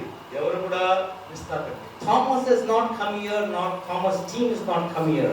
ಇಲ್ಲಿ ಥಾಮಸ್ ಬಂದಿಲ್ಲ ಮತ್ತು ಥಾಮಸ್ ಟೀಮ್ ಇಲ್ಲಿ ಅವರು ಸೇರಿ ಬಂದಿಲ್ಲ. ಇಲ್ಲಿ థామస్ గారు ఇక్కడ రాలేదు, థామస్ గారి యొక్క బృందం వారికి రాలేదు. God ದೇವರೇ ಸ್ವತಃವಾಗಿ ಬಂದಿದ್ದಾರೆ. Hallelujah. Hallelujah.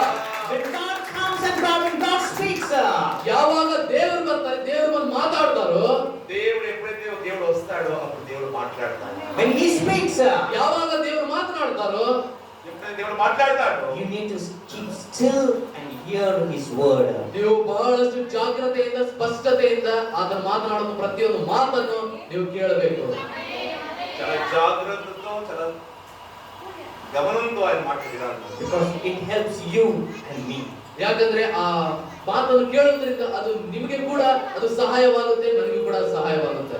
ఆ మాటలు మీకు నాకు కూడా ఆశీర్వాదంగా ఉంటాయి. The greatest desire of the God the Father is you and I need to be blessed in this earth.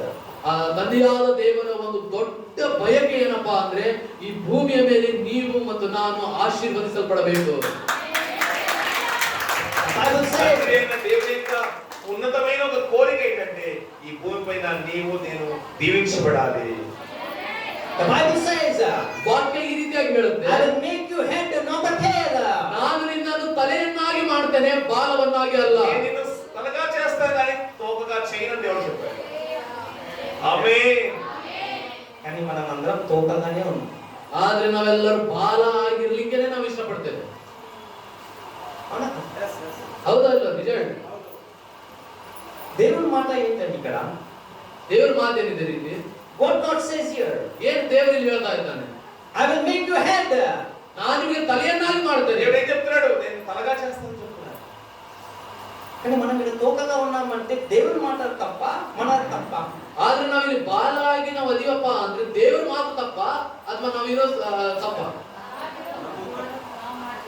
ಅಂದ್ರೆ దేవుడు సుంసుంగా మాట్లాడుకుంటానా? దేవుడు ఊరిలోనే తలగా ఉండాలని చెప్పేశాడా? దేవుడికి సామర్థ్యం ಇಲ್ಲ అనుకుంటారా? దేవుడికి సామర్థ్యం లేదు, తలగా ఉండగా చేసే సామర్థ్యం లేదనుకుంటున్నారా? ఉంది అని ఆ మాట చెప్పాడు. ಆ ಸಾಮರ್ಥ್ಯ ಇದೆ ಅಂತ ಹೇಳಿನೇ ದೇವ್ರ ಆ ಮಾತು ಹೇಳಿದ್ದಾನೆ. But why we are living our lives in a tail? ಆದ್ರೆ ಯಾಕೆ ನಮ್ಮೆಲ್ಲರ ಜೀವಿತವನ್ನು ನಾವು ಬಾಲದ ಹಾಗೆನೇ ನಾವು ಕಳೀತಾ ಇದ್ದೇವೆ? ఎందుకు మరి మనం తోక వలె కింద జీవితాన్ని జీవిస్తున్నాం? You need to hear this very carefully. Jesus, God says, I will make. ನೀವು ಇದನ್ನು ಬಹಳಷ್ಟು ಗಮನ ಕೊಟ್ಟು ಕೇಳಬೇಕು. ಯಾಕಂದ್ರೆ ದೇವರ ವಾಕ್ಯ ಹೇಳುತ್ತೆ, ದೇವರು ಹೇಳ್ತಾ ಇದ್ದಾನೆ ನಾನು ಮಾಡ್ತೇನೆ ಅಂತ ಹೇಳಿ. దేవుడి వాక్యం చేస్తున్నారే, నేను నిన్ను తలగా చేస్తాను, నేను నిన్ను చేస్తాను దేవుడు చెప్తున్నాడు. దేవుడు చేయాలంటే మనలో ఉండే నేను పోవాలి, అప్పుడే దేవుడు చేస్తాడు. ఆమేన్. ದೇವರು ನಿಮ್ಮ ಜೀವಿತದಲ್ಲಿ ತಲೆಯನ್ನಾಗಿ ಆತನ ಮಾಡ್ಬೇಕಂದ್ರೆ ಮೊದಲು ನಿಮ್ಮಲ್ಲಿರುವಂತ ನಮ್ಮಲ್ಲಿರುವಂತ ನಾನು ಅನ್ನೋದು ಹೋಗ್ಬೇಕು, ಆಮೇಲೆ ದೇವರು ಮಾಡ್ತಾನೆ. ఆమేన్. ఆమేన్. అందుకే మనం తోకగానే ఉన్నాం కానీ అలాగా. ಅದಕ್ಕೋಸ್ಕರ ನಾವು ಬಾಲ ಆಗಿನೇ ಇದ್ದೇವೆ ಹೊರತು ತಲೆಯಾಗಿ ನಾವು ಇಲ್ಲ. తెలుసండి, ಯಾಕೆ ಗೊತ್ತಾತ್ರಿ? తల నుంచి కాళ్ళ దాకా నేను నేను నేను మనలో ఉంది. ಯಾಕಂದ್ರೆ ತಲೆಯಿಂದ ಕಾಲಿನ ಪಾದದವರೆಗೂ ನಾನು ನಾನು ನಾನು ಅನ್ನೋದೇ ತುಂಬಿಕೊಂಡ್ಬಿಟ್ಟಿದೆ ನಮ್ಮಲ್ಲಿ. నీవిద్దరే నేనే ఇరుపాను దేవుడు. నువ్వైతే నువ్వే ఉండు, నేనైతే నిన్ను దేవుడు పక్కకు తప్పుకున్నాడు. నేనైతే నిన్ను తలగా చేస్తా, నువ్వు ఉంటే నువ్వు నీలో ఉంటే నువ్వు తలగా కావు కానీ తోకగానే. ಈಗ ನಾನ್ ಮಾಡೋದಾದ್ರೆ ನಾನು ನಿನಗೆ ತಲೆಯನ್ನಾಗಿ ಮಾಡ್ತೇನೆ, ಆದ್ರೆ ನಿನ್ನಲ್ಲಿ ನಾನು ನಾನು ಅನ್ನೋದು ಇರೋದಾದ್ರೆ ನೀನು ಬಾಲ ಆಗಿನೇ ಇರ್ತೀಯ, ಇದ್ದು ಬಿಡು ಅಂತ ಹೇಳ್ತಾರೆ ದೇವರು.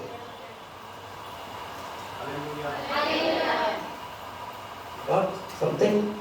ಏನಾದ್ರೂ ನಿಮಗೆ ಅರ್ಥ ಆಗ್ತಾ ಇದೆನಾ?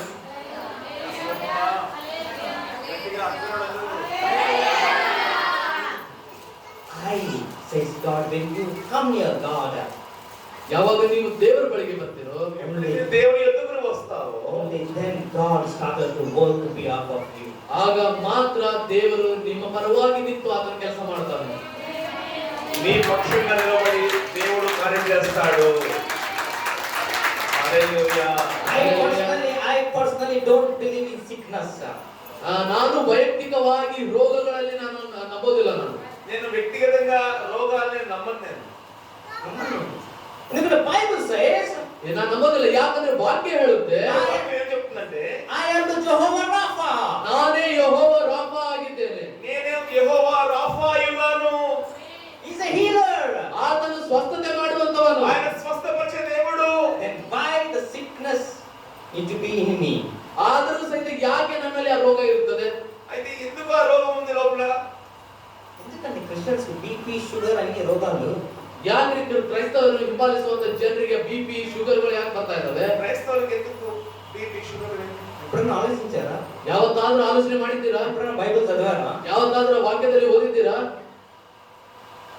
Jesus, God says, ಯೇಸು ದೇವರು ಹೇಳ್ತಾ ಇದ್ದಾನೆ, I am the Jehovah Rapha. ನಾನೇ ಯೆಹೋವ ರಾಫಾ ಆಗಿದ್ದೇನೆ. దేవుడు చెప్తున్నాడు, నేను యెహోవా Rapha అయ్యున్నాను. And then where is your God? ಅದು ನಿಮ್ಮ ದೇವರು ಹಾಗಾದ್ರೆ ಎಲ್ಲಿದ್ದಾನೆ? యెహోవా రాఫా ఆయన అయ్యుంటే మరి నువ్వు వ్యాధిలో ఉంటే యెహోవా రాఫా ఎక్కడున్నాడు? You missed the point. ನೀವು ಈ ಪಾಯಿಂಟ್ ಅನ್ನು ನೀವು ಮಿಸ್ ಆಗಿಬಿಟ್ಟಿದ್ದೀರಾ. ఈ యొక్క పాయింట్ మీరు మిస్ అయిపోయారు. I am the Jehovah Rapha. ನಾನೇ ಯೆಹೋವ ರಾಫಾ. నేను యెహోవా రాఫా అయిన దేవుడును. మనం ఏం చేసినామంటే sugar అని వస్తుంది. ಆದ್ರೆ ನಾವು ಆ ಮಾತನ್ನು ಹಿಡ್ಕೊಂಡು ನಾವು ದೇವರ ಬಳಿಗೆ ಹೋಗುದಿಲ್ಲ. ಅದನ್ನ ಬಿಟ್ಟು ನಾವು ಅನ್ಕೊಂತೇವೆ. ಅದಕ್ಕೆ ಬಿಪಿ ಶುಗರ್ ಎಲ್ಲ ಬರ್ತಾ ಇದ್ದಾರೆ. మనం దేవుడి దగ్గరికి వెళ్ళి అంతా నీవయ్యా అని చెప్పేదానికి బదులు మనం నేను అంటాం కదా, ఇవన్నీ వస్తాయి. Really? ನಿಜ ಇದು. అవునా కాదా? ಹೌದು ಇಲ್ಲ ಇದು? ಹೌದು. You agree? ನೀವು ಇದನ್ನ ನಂಬ್ತೀರಾ? ಒಪ್ಕೊಳ್ತೀರಾ? How many people really want to get set right with God? How many people really want to get set right with God?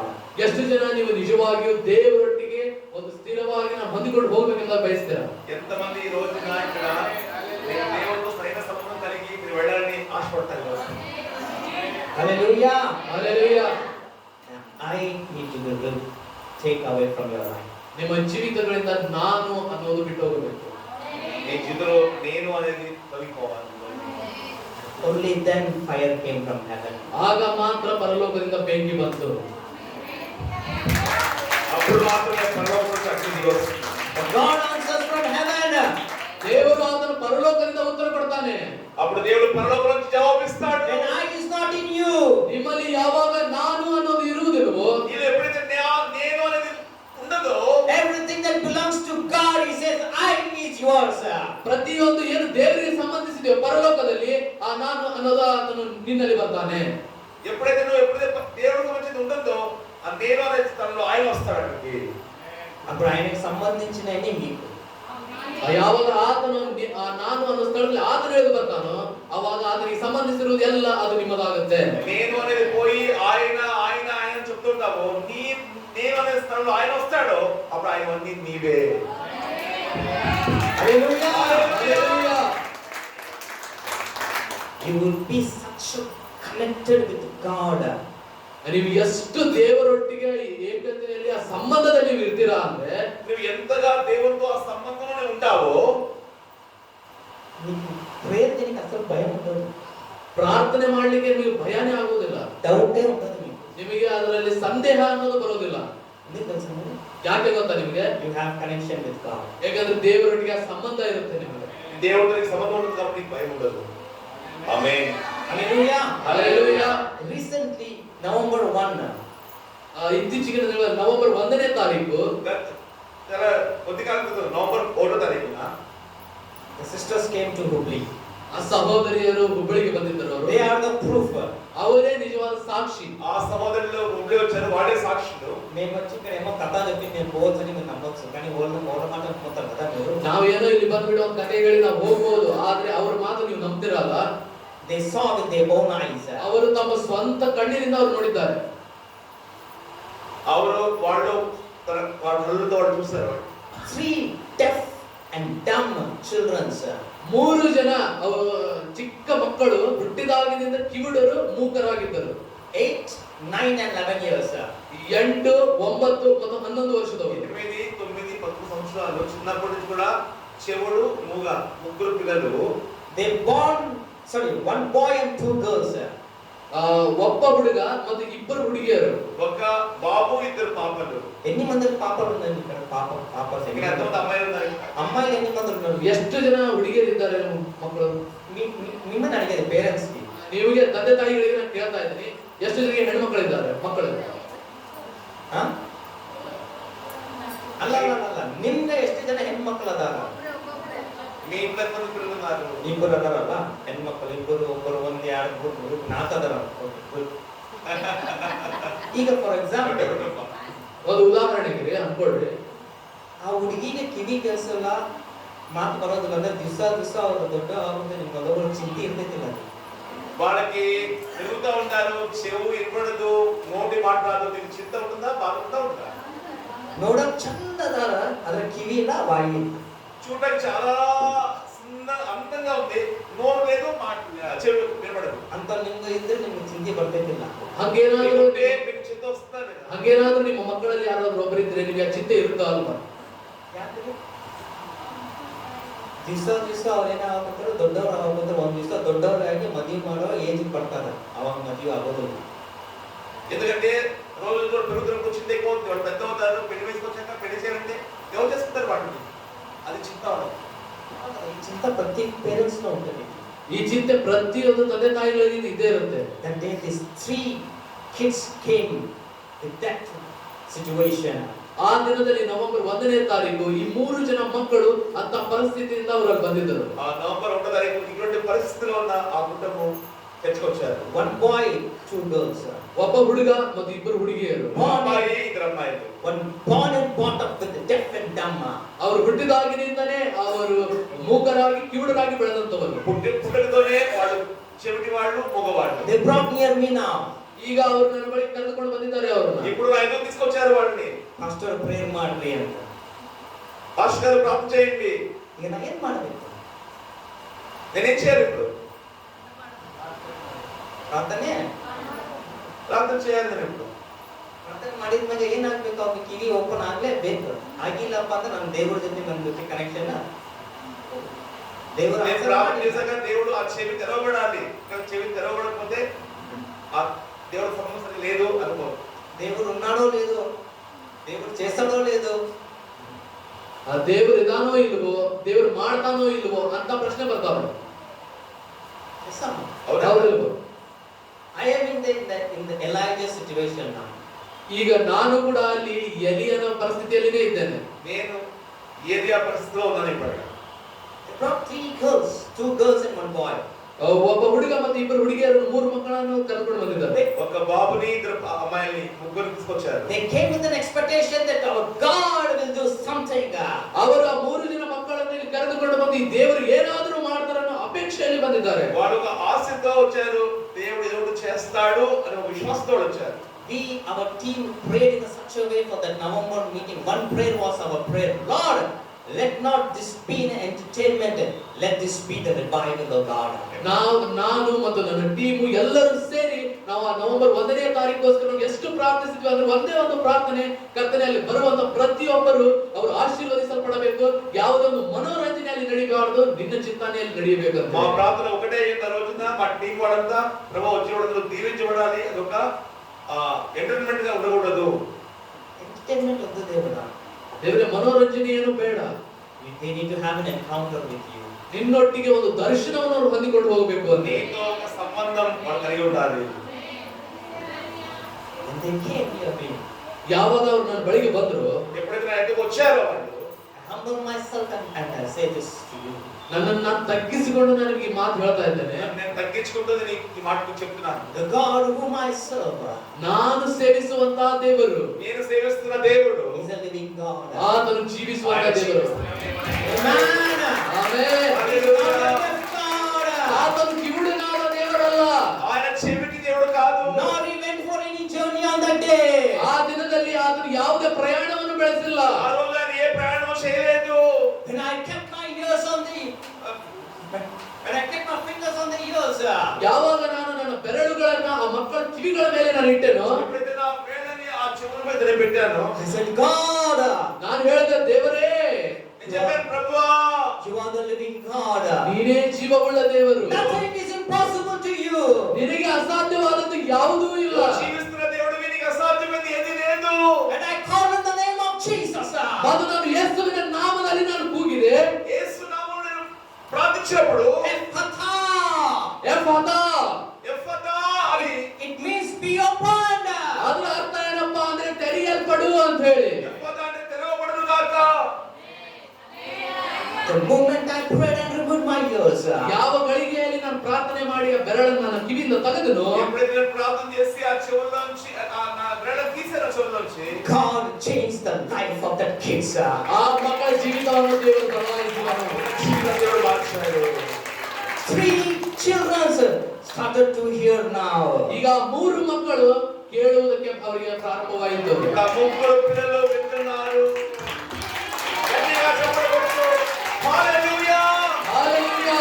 God can do anything behalf of you. ದೇವರು ನಿಮ್ಮ ಪರವಾಗಿ ಏನು ಬೇಕಾದರೂ ಮಾಡಬಲ್ಲನು. నీ పక్షంగా దేవుడు ఏదైనా చేయగలడు. That day I didn't made a miracle.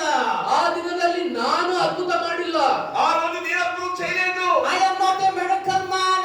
ನಾನು ಅದ್ಭುತ ಮಾಡುವಂತ ವ್ಯಕ್ತಿ ಅಲ್ಲ. నేను అద్భుతాలు చేసే వ్యక్తిని కాదు. Nor my hands are magician hands. ನನ್ನ ಕೈಗಳು ಜಾದು ಮಾಡುವಂತ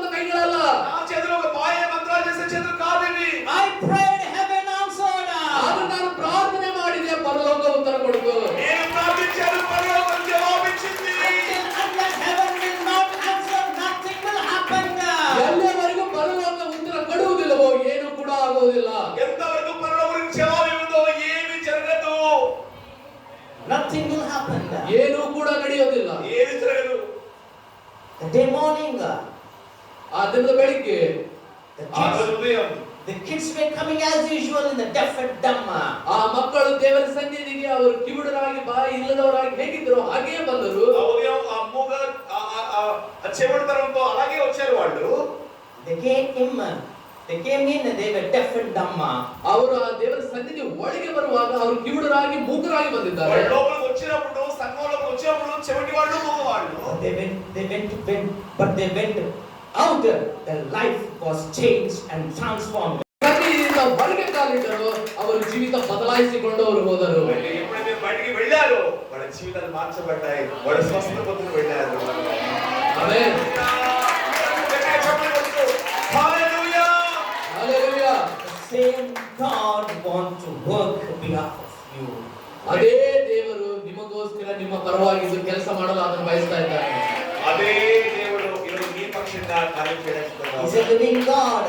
ಆತನು ಜೀವಿಸುವಂತ ದೇವರು. ఆయన జీవిస్తున్న దేవుడు. He's not a dead God. ಆತನು ಸತ್ತಂತ ದೇವರಲ್ಲ. ఆయన చనిపోయిన దేవుడు కాదు. He has all the power. ಆತನಿಗೆ ಎಲ್ಲಾ ಶಕ್ತಿ ಇದೆ. ఆయనకు సమస్త శక్తి ఉంది.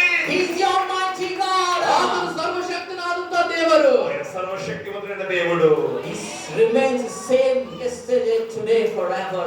ಆತನು ನಿನ್ನೆಯೂ ಇವತ್ತು ಸದಾ ಕಾಲ ಒಂದೇ ರೀತಿಯಾಗಿರ್ತಾನೆ. ఆయన నిన్న నేడు రేపు సదాకాలం మారక ఏకతిగా ఉన్నాడు. He never changes. ಅದು ಯಾವತ್ತಿಗೂ ಕೂಡ ಬದಲಾಗುವುದಿಲ್ಲ. ఆయన ఎప్పటికీ మారడు. He never changes. ಆತನು ಯಾವತ್ತಿಗೂ ఆయన ಬದಲಾಗುವುದಿಲ್ಲ. ఎన్నడూ మారని దేవుడు. And why the things is not working behalf of us?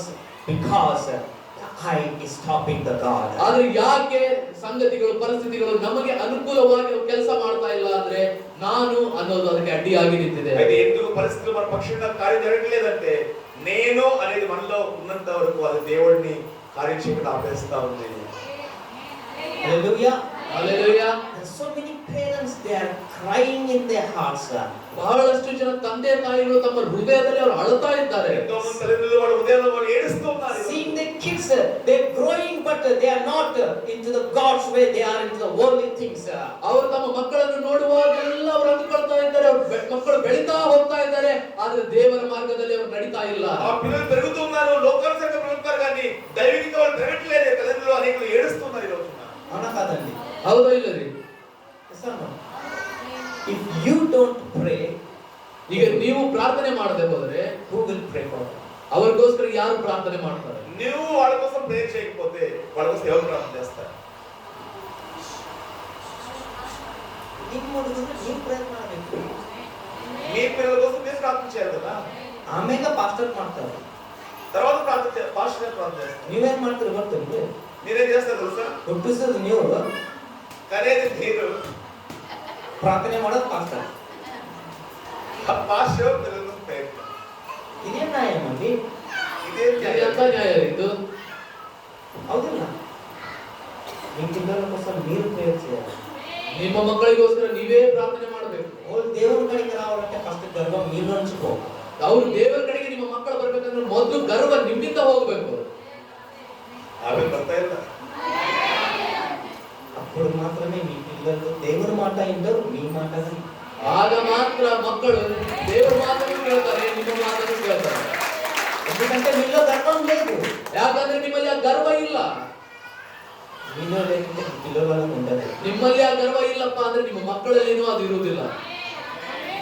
మీరు దేవుని మాట విన్నారు కాబట్టి పిల్లలు మీ మాట విన్నారు అంతే. ನೀವು ದೇವರ ಮಾತು ಕೇಳೋದಿಲ್ಲ, ಅದಕ್ಕೋಸ್ಕರನೇ ಮಕ್ಕಳು ನಿಮ್ಮ ಮಾತು ಕೇಳೋದಿಲ್ಲ. ನೀವೇನ್ ಮಾಡ್ತೀರಿ ಗೊತ್ತಿಲ್ಲ, ಕರ್ಕೊಂಡ್ ಬಂದ್ರಿ ಪಾಸ್ಟರ್ ಪ್ರೇಯರ್ ಮಾಡ್ರಿ, ನಮ್ಮ ಮಗಳು ದೇವ್ರ ನಮ್ಮ ಮಾತು ಕೇಳೋದೇ ಇಲ್ಲ. పాస్టర్ తీసుకొచ్చి పాస్టర్ ప్రార్థన చేయండి, నా కొడుకు నా మాట, నా కూతురు నా మాట వింటలేదు అని చెప్తారు మీరు. ఫస్ట్ ನೀವು వింటారు ದೇವ್ರ ಮಾತು, ನೀವು ಕೇಳ್ತೀರಾ? ಆದ್ರೆ ದೇವರ ಮಾತು ನೀವು ಕೇಳ್ತೀರಾ? దేవుడి మాట ఫస్ట్ నువ్వు వింటున్నావా? అవునా కదా? నువ్వు వింటలేదు కాబట్టి ಹೌದು. I will make you head, not the tail. ನಾನು ನಿನಗೆ ತಲೆಯನ್ನಾಗಿ ಮಾಡ್ತೇನೆ, ಬಾಲವಾಗಿ ಅಲ್ಲ. నేను నిన్ను తలగా చేస్తాను, తోకగా చేయనన్నాడు దేవుడు. మరి పిల్లలు ఎందుకంటే తోకగా ఉన్నారు? ಆದ್ರೆ ಯಾಕೆ ನಿಮ್ಮ ಮಕ್ಕಳು ಬಾಲಾಗಿನೇ ಅವರಿದ್ದಾರೆ? ఎప్పుడైనా ఆలోచించారు? ಯಾವಾಗಾದ್ರೂ ಆಲೋಚನೆ ಮಾಡಿದ್ದೀರಾ? ఎందుకంటే మా పిల్లలు బాగా చదువుకోవటం లేదు స్కూల్లో. ಯಾಕ್ರಿ ನಮ್ಮ ಮಕ್ಕಳು ಚೆನ್ನಾಗಿ ಅವ್ರು ಓದ್ತಾ ಇಲ್ಲ ಶಾಲೆಯಲ್ಲಿ?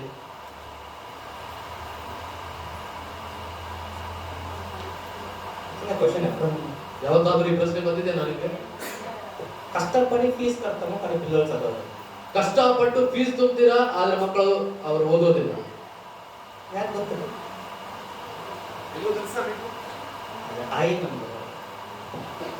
ಯಾಕಂದ್ರೆ ನಾನು ಅನ್ನೋದು అది పెండాలి. నేను అనే గర్వము, నేను అనేది వంచబడాలి, తగ్గించబడాలి. ನೀವು ಎಷ್ಟು ದೊಡ್ಡ ಸ್ಕೂಲಲ್ಲಿ ಹಾಕ್ರಿ, ಎಷ್ಟು ಸಣ್ಣ ಸ್ಕೂಲ್ ಗೌರ್ಮೆಂಟ್ ಸ್ಕೂಲಲ್ಲಿ ಹಾಕ್ರಿ, ನಿಮ್ಮ ಮಗ ఉన్నత స్థానానికి ಇರ್ತಾನೆ ದೇವರು. నేను ఎప్పుడైతే ఆ నేను అనేది వంచబడుతుందో, నువ్వు ఎంత పెద్ద స్కూల్ ఉన్నాయి, గవర్నమెంట్ స్కూల్ ఉన్నాయి, నీ పిల్లలు ఉన్నతంగా ఉంటారు. హల్లెలూయా, హల్లెలూయా, హల్లెలూయా, హల్లెలూయా. Today you need to take a decision now. ಇವತ್ತು ನೀವೇ ನಿರ್ಧಾರ ತೆಗೆದುಕೊಳ್ಳಬೇಕು. ఈ రోజు మీరే ఒక తీర్మానం చేసుకోవాలి. ఇది ప్రతి ఒక్కరికి ఇండివిజువల్ అండి. ಇದು ಪ್ರತಿಯೊಬ್ಬರಿಗೆ ವೈಯಕ್ತಿಕವಾಗಿ ನಿಮಗಿದೆ. దేవుడు మీ if God wants to work on behalf of you, ಈಗ ದೇವರು ನಿಮ್ಮ ಪರವಾಗಿ ಅವರು ಕೆಲಸ ಮಾಡಬೇಕಂದ್ರೆ, దేవుడు నీ పక్షమై కార్యం చేయాలి అంటే, if heaven need to answer to you, ಪರಲೋಕವು ನಿಮಗೆ ಉತ್ತರ ಕೊಡಬೇಕಂದ್ರೆ, పరలోకం నీకు జవాబు ఇవ్వాలి అంటే, that day Elijah took his decision. He made a decision. ಆ ದಿನದಲ್ಲಿ ಎಲಿಯನು ತನ್ನ ನಿರ್ಧಾರವನ್ನು ಆತನು ತೆಗೆದುಕೊಂಡನು. ఆ రోజు ఏలియా ఒక తీర్మానాన్ని చేసుకున్నాడు. Said, Lord, ಆತನು ಹೇಳಿದನು, ಕರ್ತನೇ, it's you. ಅದು ನೀನೇ. ప్రభువా, ఇది నీవే. It's not me. ನಾನಲ್ಲ ಕರ್ತನೇ. నేను కాదయ్యా. Are you willing? ನೀವು ಆ ರೀತಿ ಹೇಳಿಕೆ ಬಯಸ್ತಾ ಇದ್ದೀರಾ? నీవు అది చెప్పసిద్ధంగా ఉన్నావా? Are you willing? ನೀವು ಬಯಸ್ತಾ ಇದ್ದೀರಾ ಆ ರೀತಿ? Are you willing to break down the I that is in you? ನಿಮ್ಮಲ್ಲಿರುವಂತ ನಾನು ಎಂಬುದನ್ನು ಮುರಿಯಲಿಕ್ಕೆ ನೀವು ಸಿದ್ಧರಾಗಿದ್ದೀರಾ? నేను నేను అనేది తీసివేసి నీవే ప్రభువా అని ప్రార్థించడానికి సిద్ధంగా ఉన్నావా? If you are willing, ನೀವು ಆ ರೀತಿಯಾಗಿ నువ్వు ಬಯಸುವುದಾದ್ರೆ, సిద్ధంగా ఉన్నట్లయితే, if really you want to be connected with God, ನೀವು ದೇವರೊಟ್ಟಿಗೆ ನಿಜವಾಗಿ ನಾನು ಸಂಬಂಧದಲ್ಲೇ ಇರಬೇಕಂತ ನೀವು ಬಯಸುವುದಾದ್ರೆ, నిజంగా దేవుడితో సంబంధం కలిగి ఉండాలి అని నువ్వు ఆశించినట్లయితే, kneel down ಮೊಣಕಾಲು మోకరించు. and ask God. ಅದು ದೇವರಿಗೆ ಕೇಳ್ಕೊಳ್ರಿ. దేవుడు అడగండి. The God, the one who showed the mercy on the life of Elijah. ಎಲಿಯನ ಜೀವಿತದ ಮೇಲೆ ಕನಿಕರವನ್ನು ತೋರಿಸಿದಂತ ಅದೇ ದೇವರು, ఏలియా జీవితంలో కనికరాన్ని చూపించిన అదే దేవుడు. Lord, have your mercy on my life, O God. ಕರ್ತನೇ, ನನ್ನ ಜೀವಿತದ ಮೇಲೆ ನಿನ್ನ ಕರುಣೆಯನ್ನು ತೋರಿಸು. ప్రభువా, నా జీవితంలో కూడా నీ కరుణను చూపించు. My dear people of God, ನನ್ನ ಪ್ರೀತಿಯ ದೇವಜನರೇ, this is very precious moment. ಇದು ಬಹಳಷ್ಟು ಅಮೂಲ್ಯವಾದಂತ నా ಸಮಯ. ప్రియమైన దేవుని ప్రజలారా, ఇది చాలా అమూల్యమైన సమయం ఇది. This is the very precious moment that God is willing to repair your altar. ಇದು ಬಹಳಷ್ಟು ಅಮೂಲ್ಯವಾದ ಸಮಯ, ಯಾಕಂದ್ರೆ ದೇವರು ನಿಮ್ಮ ಪ್ರಾರ್ಥನೆ ಯಜ್ಞವೇದಿಯನ್ನು ತಿರುಗಿ ಕಟ್ಟಲಿಕ್ಕಿದ್ದಾನೆ. ఇది చాలా విలువైన సమయము. దేవుడు నీ యొక్క ప్రార్థన బలిపీఠాన్ని మరలా కట్టబోయే Your సమయం. altar has become weaker. ನಿಮ್ಮ ಪ್ರಾರ್ಥನೆ ಯಜ್ಞವೇದಿ ಅದು ಬಹಳಷ್ಟು ಬಲಹೀನವಾಗಿದೆ. నీ ప్రార్థన బలిపీఠం చాలా బలహీనంగా ఉంది. But God is willing to repair if you allow God to repair. ಆದ್ರೆ ನೀವು ದೇವರೇ ನನಗೆ ನೀನು ತಿರುಗಿ ಕಟ್ಟು ಎಂಬುದಾಗಿ ನೀವು ಬಯಸುವುದಾದ್ರೆ ಇವತ್ತು ಅದನ್ನು ಕಟ್ಟಲಿಕ್ಕೆ ಸಿದ್ಧರಾಗಿದ್ದಾನೆ. నీవు దేవుడికి అనుమతించినట్లయితే నీ ప్రార్థన బలిపీఠాన్ని కట్టడానికి ఆయన సిద్ధంగా ఉన్నాడు. God, remove the I that is in me, Lord. ಕರ್ತನೇ, ನನ್ನಲ್ಲಿರುವಂತಹ ನಾನು ಎಂಬುದು ಅದು ಬಿಟ್ಟು ಹೋಗಲಿಕ್ಕಂತಾನೆ. ప్రభువా, నాలో ఉన్నటువంటి నేను అనేది వెళ్ళిపోనివ్వండి ప్రభువా. Lord, I've missed so many promises of God on behalf of me, O God, that you spoke, O God. ಅಪ್ಪಾ ಕರ್ತನೇ, ನೀನು ನನಗೋಸ್ಕರ ಮಾಡಿದಂತ ಎಷ್ಟೋ ವಾಗ್ದಾನಗಳನ್ನು ನಾನು ಕಳೆದುಕೊಂಡು ಬಿಟ್ಟಿದ್ದೇನೆ. అయ్యా, నువ్వు నా జీవితంలో చేసిన ఎన్నో వాగ్దానాలను నేను కోల్పోయాను ప్రభువా. God, you want me to be a head of God, but I am a tail, God, because of the pride that is in me, Lord. ಕರ್ತನೇ, ನೀನು ವಾಕ್ಯದಲ್ಲಿ ಹೇಳಿದ್ದೆ ನನ್ನನ್ನು ನೀನು ತಲೆಯಾಗಿ ಇಡ್ತೀಯ ಎಂಬುದಾಗಿ, ಆದ್ರೆ ನಾನು ಬಾಲವಾಗಿಯೇ ನಾನು ಉಳಿದು ಬಿಟ್ಟಿದ್ದೇನೆ ಕರ್ತನೇ. ప్రభువా, నీ వాక్యంలో చెప్పావు నువ్వు తలగా ఉంటావని. అయితే నేను తొక్కగానే ఉన్నాను నాలో ఉన్న గర్వాన్ని బట్టి.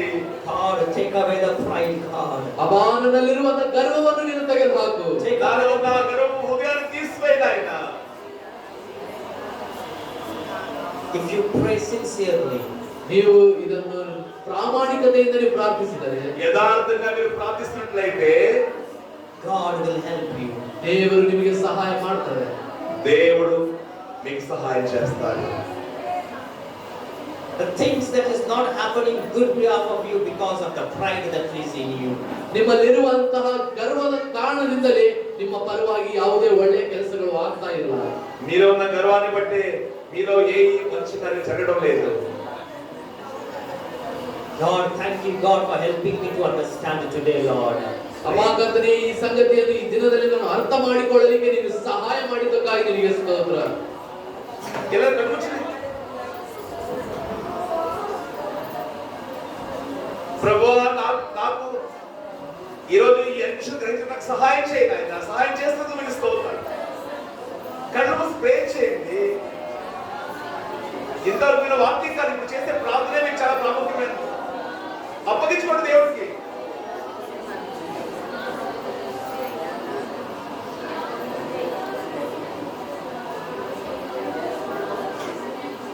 Pride that stops God, between you and God. ಗರ್ವ ಅದು ನಿಮ್ಮನ್ನು ದೇವರಿಂದ ಅದು ಅಡ್ಡಿಯಾಗಿ ನಿಂತು ದೇವರನ್ನು ನಿಲ್ಲಿಸ್ತಾ ಇದೆ. గర్వం అనేది మీలో ఉండి అది దేవుడు కార్యం జరగకుండా మీకు దేవుడికి అది అడ్డుగా ఉంది గర్వము. That day pride stops on behalf of Elijah. ಆ ದಿನದಲ್ಲಿ ಗರ್ವ ಅನ್ನೋದು ಎಲಿಯನ ಪರವಾಗಿ ದೇವರು ಕೆಲಸ ಮಾಡುವುದನ್ನು ನಿಲ್ಲಿಸಿಬಿಡ್ತು. ఆ రోజు గర్వం అనేది దేవుని ఎలియా పక్షంగా దేవుడు కార్యం చేయడాన్ని ఆపేసింది. So many times God want to work on behalf of you because of the pride he stopped. ಎಷ್ಟೋ ಸಾರಿ ದೇವರು ನಿಮ್ಮ ಪರವಾಗಿ ಕೆಲಸ ಮಾಡಲು ಆತನು ಬಯಸಿ ಬಂದಿದ್ದನು, ಆದ್ರೆ ನಿಮ್ಮಲ್ಲಿರುವಂತಹ ಗರ್ವ ಅದನ್ನು ನಿಲ್ಲಿಸಿಬಿಡ್ತು. ఎన్నో సార్లు దేవుడు నీకు సహాయం చేయని వచ్చి ఉండగా నీలో ఉన్న గర్వం చేత అది ఆగిపోయింది. దేవుడు చేయలేకపోయాడు. Father, in the name of Jesus, I pray on behalf of these people, O God. ನದಿಯಾದಂತ ದೇವರೇ, ಯೇಸುವಿನ ನಾಮದಲ್ಲಿ ಈ ಜನರ ಪರವಾಗಿ ನಾನು ನಿನಗೆ ಪ್ರಾರ್ಥಿಸ್ತೇನೆ. తండ్రి అయిన దేవా, యేసు క్రీస్తు నామములో ఈ ప్రజల పక్షంగా నేను ప్రార్థిస్తూ ఉన్నాను. The God, the one who showed your mercy upon the Elijah, O God. ಅಬ್ಬಾ, ಈ ಪ್ರವಾದಿಯಾದ ಎಲಿಯನ ಮೇಲೆ ಕರುಣೆಯನ್ನು ತೋರಿಸಿದಂತಹ ದೇವರೇ, ప్రవక్త అయిన ఏలియాను కనికరించిన దైవమా, O God, have your mercy upon this people, O Father. ಓ ದೇವರೇ, ಈ ಜನರ ಮೇಲೆ ಕೂಡ ನಿನ್ನ ಕರುಣೆಯನ್ನು ತೋರಿಸು. ఈ ప్రజల మీద కూడా నీ కనికరాన్ని చూపించయ్యా. Lord, this is your people, O God. ಕರ್ತನೇ, ಈ ಜನರು ನಿನ್ನ ಜನರಾಗಿದ್ದಾರೆ ప్రభువా, ಕರ್ತನೇ. ఈ ప్రజలు నీ ప్రజలు ప్రభువా. Lord, let their prayer lives be repaired in such a way so that they may be having communion with you every day, God. ಅಬ್ಬಾ ಕರ್ತನೇ, ನಿನ್ನೊಟ್ಟಿಗೆ ಪ್ರತಿ ದಿನ ಸಂಬಂಧತೆಯಲ್ಲಿ ಏಕತೆಯಲ್ಲಿ ಜೀವಿಸಲಿಕ್ಕೆ ಅವರ ಪ್ರಾರ್ಥನೆ ಯಜ್ಞ ವೇದಿಯನ್ನು ನೀನು ತಿರುಗಿ ಕಟ್ಟಿಕೊಡು ಕರ್ತನೇ. ప్రభువా, ప్రతిరోజు నీతో సరైన సంబంధం కలిగి ఉండాలన్న వాళ్ళ బలిపీఠాలు మళ్ళా కట్టండి నాయన. Father, have your mercy, God. ತಂದೆಯೇ, ನಿನ್ನ ಕರುಣೆಯನ್ನು ತೋರಿಸು. ప్రభువా, నీ కరుణను చూపించండి. Holy Spirit of God, help them, Lord, help them according to such a way so that the eye may die, O God. ಪವಿತ್ರಾತ್ಮ ದೇವರೇ, ಅವರಲ್ಲಿರುವಂತಹ ಪ್ರತಿಯೊಂದು ನಾನು ಎಂಬ ಗರ್ವವು ಸಾಯುವ ರೀತಿಯಲ್ಲಿ ನೀನು ಅವರಿಗೆ ಸಹಾಯ ಮಾಡಿಕೊಡು. వాళ్ళలో ఉన్న నేను అనే గర్వము అది వాళ్ళని విడిచి పోలాగునా, వాళ్ళని చనిపోలాగునా వాళ్ళకి సహాయం చేయండి నాయన. Lord, let you become full in their lives, O God.